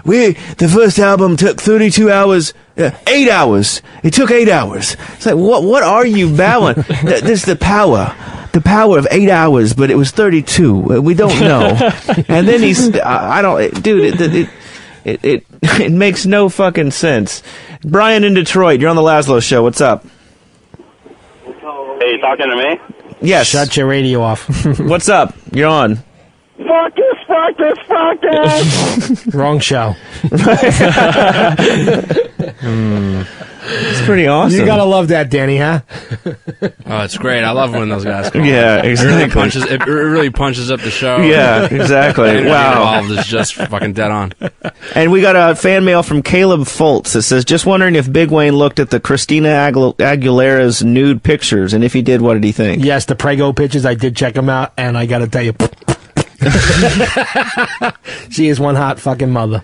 Wow. Yes. Greg, what happened to Greg? Greg in Nashville. Oh, Greg in Nashville was going to talk about two identical twins that fuck. Maybe porn? Girls or guys? I don't know. Well, call back, Greg. Yeah, really. Don't fucking leave us. Dude, this stupid book report is still in front of me. You know, I used to have to grade papers when I was teaching at the University of Missouri. Did you ever get any reports like that? No, not that bad. I have to say. Do you have this Led Zeppelin promo, Danny? No? He's on strike like the writers. Yeah, exactly. Thanks so much. Dude, look at him. He's fucking dumbfounded. He's concentrating. Dude, I have to say, I did do something, I know we bash religions. I did something very nice last weekend. I helped donate a freezer to a nunnery or a convent. You know there's a convent in Long Beach? Yes, I did, yes. And so my neighbor had this brand new freezer that he didn't need. So we carry it to this nunnery, and we take it into where the nuns live. And convent. The convent. And, it's like before she opens the door, I'm making abortion jokes outside, and then you're going to hell. And so, and I felt bad, but we were taking it around back where, there's no guys go in the area of the house where we were going through to move this freezer. They had a recycle bin with Jack Daniels bottles and fucking... I'm not kidding you. And me and my buddy are carrying this freezer walking by, and I'm like nodding my head. And I'm like, dude, look at the recycle bin. There's fucking bottles of Jack in there. These nuns are getting shit-faced. And I'm thinking, if it must be pretty stressful being married to God. Yeah, without a doubt. You need a bottle a day. That's nice. You know what I like that he's at a convent. While you two dum-dums were down in Jamaica over Christmas, I went on Christmas Eve. We went to volunteer at a soup kitchen, and don't do that. I always wanted to do that, but I was told that you can't be the guy that actually gives out the soup on that one day. You have to be there all year long. Check it out. We got there. There were two sign-up sheets, one for people who wanted to eat and one for people who wanted to volunteer. For people who wanted to volunteer... And how about there's a sign-up sheet for people that would turn tricks for $5? Those are the truck stop. But there were 102 people who had signed up to volunteer, and to eat, 2. So there were like 13 people holding the spoons for green beans, and it was just white guilt at its sweetest. That's awesome. So we stood around... I gotta say... We ate cake, and then we left. If I was home for Christmas, I'd want to do that. But I was always told that you're not the guy to give it out. It's the guy that's there all year long that gets to give out the food. That's the thing. You need to go in June when they need people. Don't go on Christmas with all the other dumbasses. Jared in Texas, you're on the Lazlow Show. Hey, what's up, Lazlow? Hey. I got the information about those twins. They actually married each other because they were separated at birth and they didn't know. And as soon as they found out they were married... They got it annulled. Yeah, of course. Well, that's what we were talking about earlier. Right. Well, they the same sex? That's what the guy was talking about. I also got a question, Lazlow, for Grand Theft Auto 4. Right. Hang up on him. Go ahead. Hey, no. No, go ahead, quick. Are Opie and Anthony, like, their show is like... Are they going to be like one of the radio shows on the dial there? Click. I can't say that, but Opie and Anthony have been involved in every GTA for the past 2 or 3. But that'd be cool if they had their own little show, Yeah. Thanks, dude. They do have their own little. They do have their own little show. It's nationwide, right? And so you found this horrible XM. For the people that listen to this show at our website, This promo plays all the fucking time. Way too much. You got it for us, Danny? I'm pretty sure this is the one that you saw. All right. Should we roll it, Jimmy? No, this isn't it. What? XM lead. Nope. I've been in the Yardbirds, and I guess people this were isn't really the one. curious to They see played what, this one to what death. was becoming, you know. There's another one where he starts off and he's like talking about how many hours they were in the studio, and he just babbles. Kill it. Okay, hold on. What's your name, man? All right, maybe it's this one. Fire it up. Roll it, Jimmy. I got this airplane on. XM lead. I've been in the Yardbirds, and I guess people were really curious That's the to same see one. what was going to be coming. Kill it. Actually, it's the same thing, but it's a little shorter. Yeah. Get rid of it. I love that. I love that this promo plays every break. It's a killer. It's murder. I changed the channel off of 202 when it comes on, and I'm glad that Led Zeppelin, have their own channel on XM. And that sucks, dude. Come on, that's fucking 30 years old.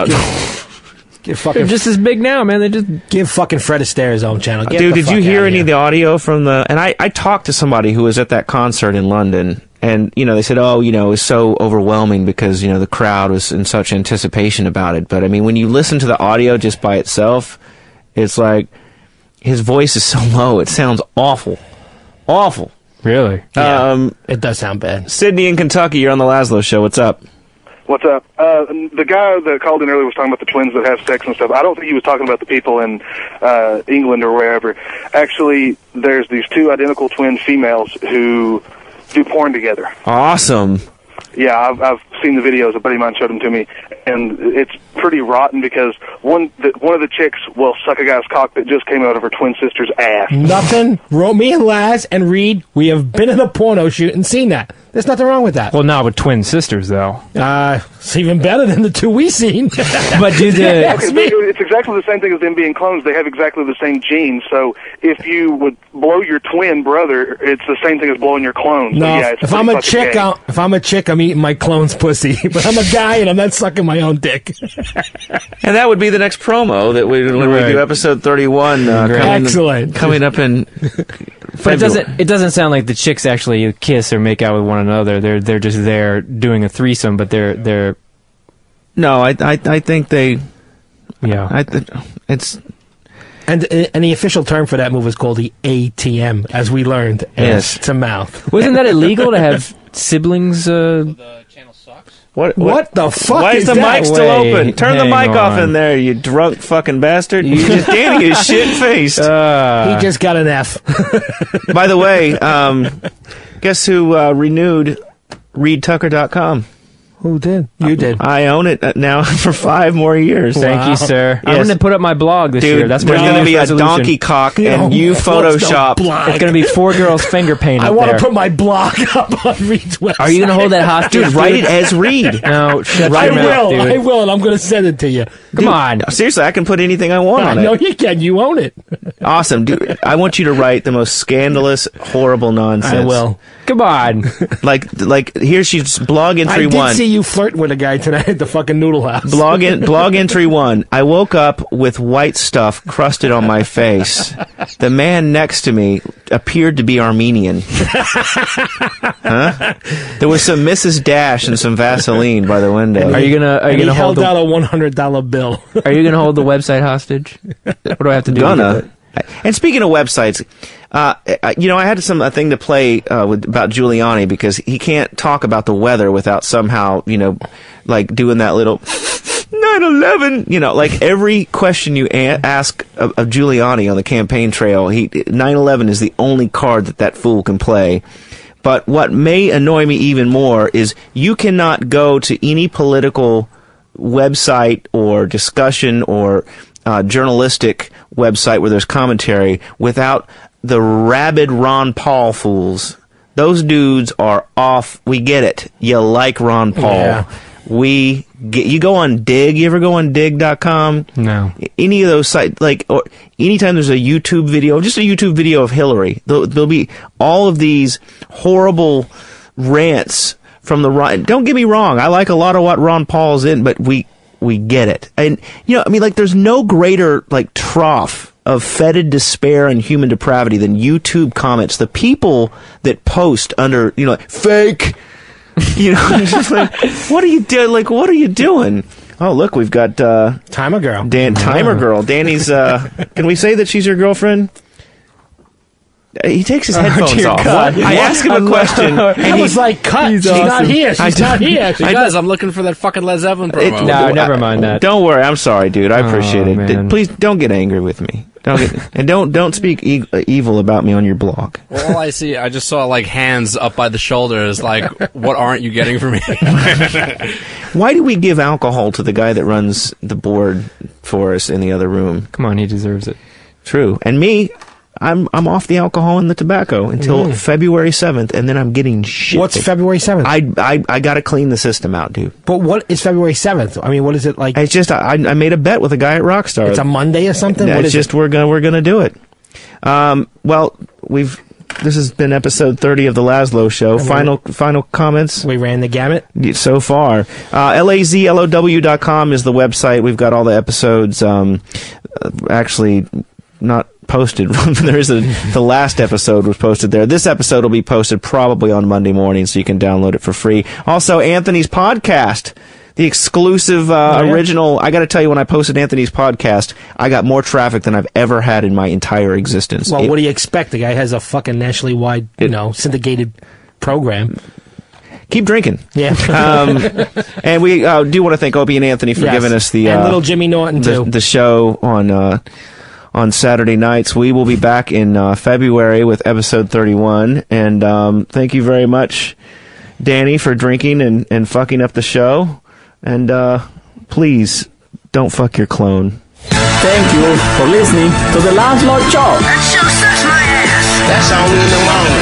You're supposed to be up cooking breakfast or somebody. I want nothing. I want my garden. I want my family. She was here for the adult side and stuff. Hello? Bob. Hello. Hi, it's Bob. When we ate at Nathan's before, only my chair had the yellow balloon on it. What are you talking about? All right, kid. We did it. Woo!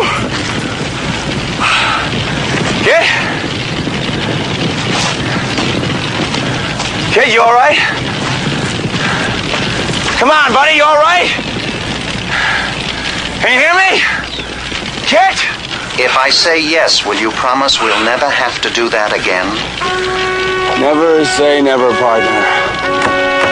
Never say never.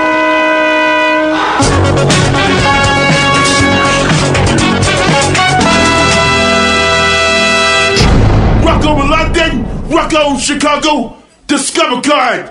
It pays to discover. This concludes Saturday Night Virus.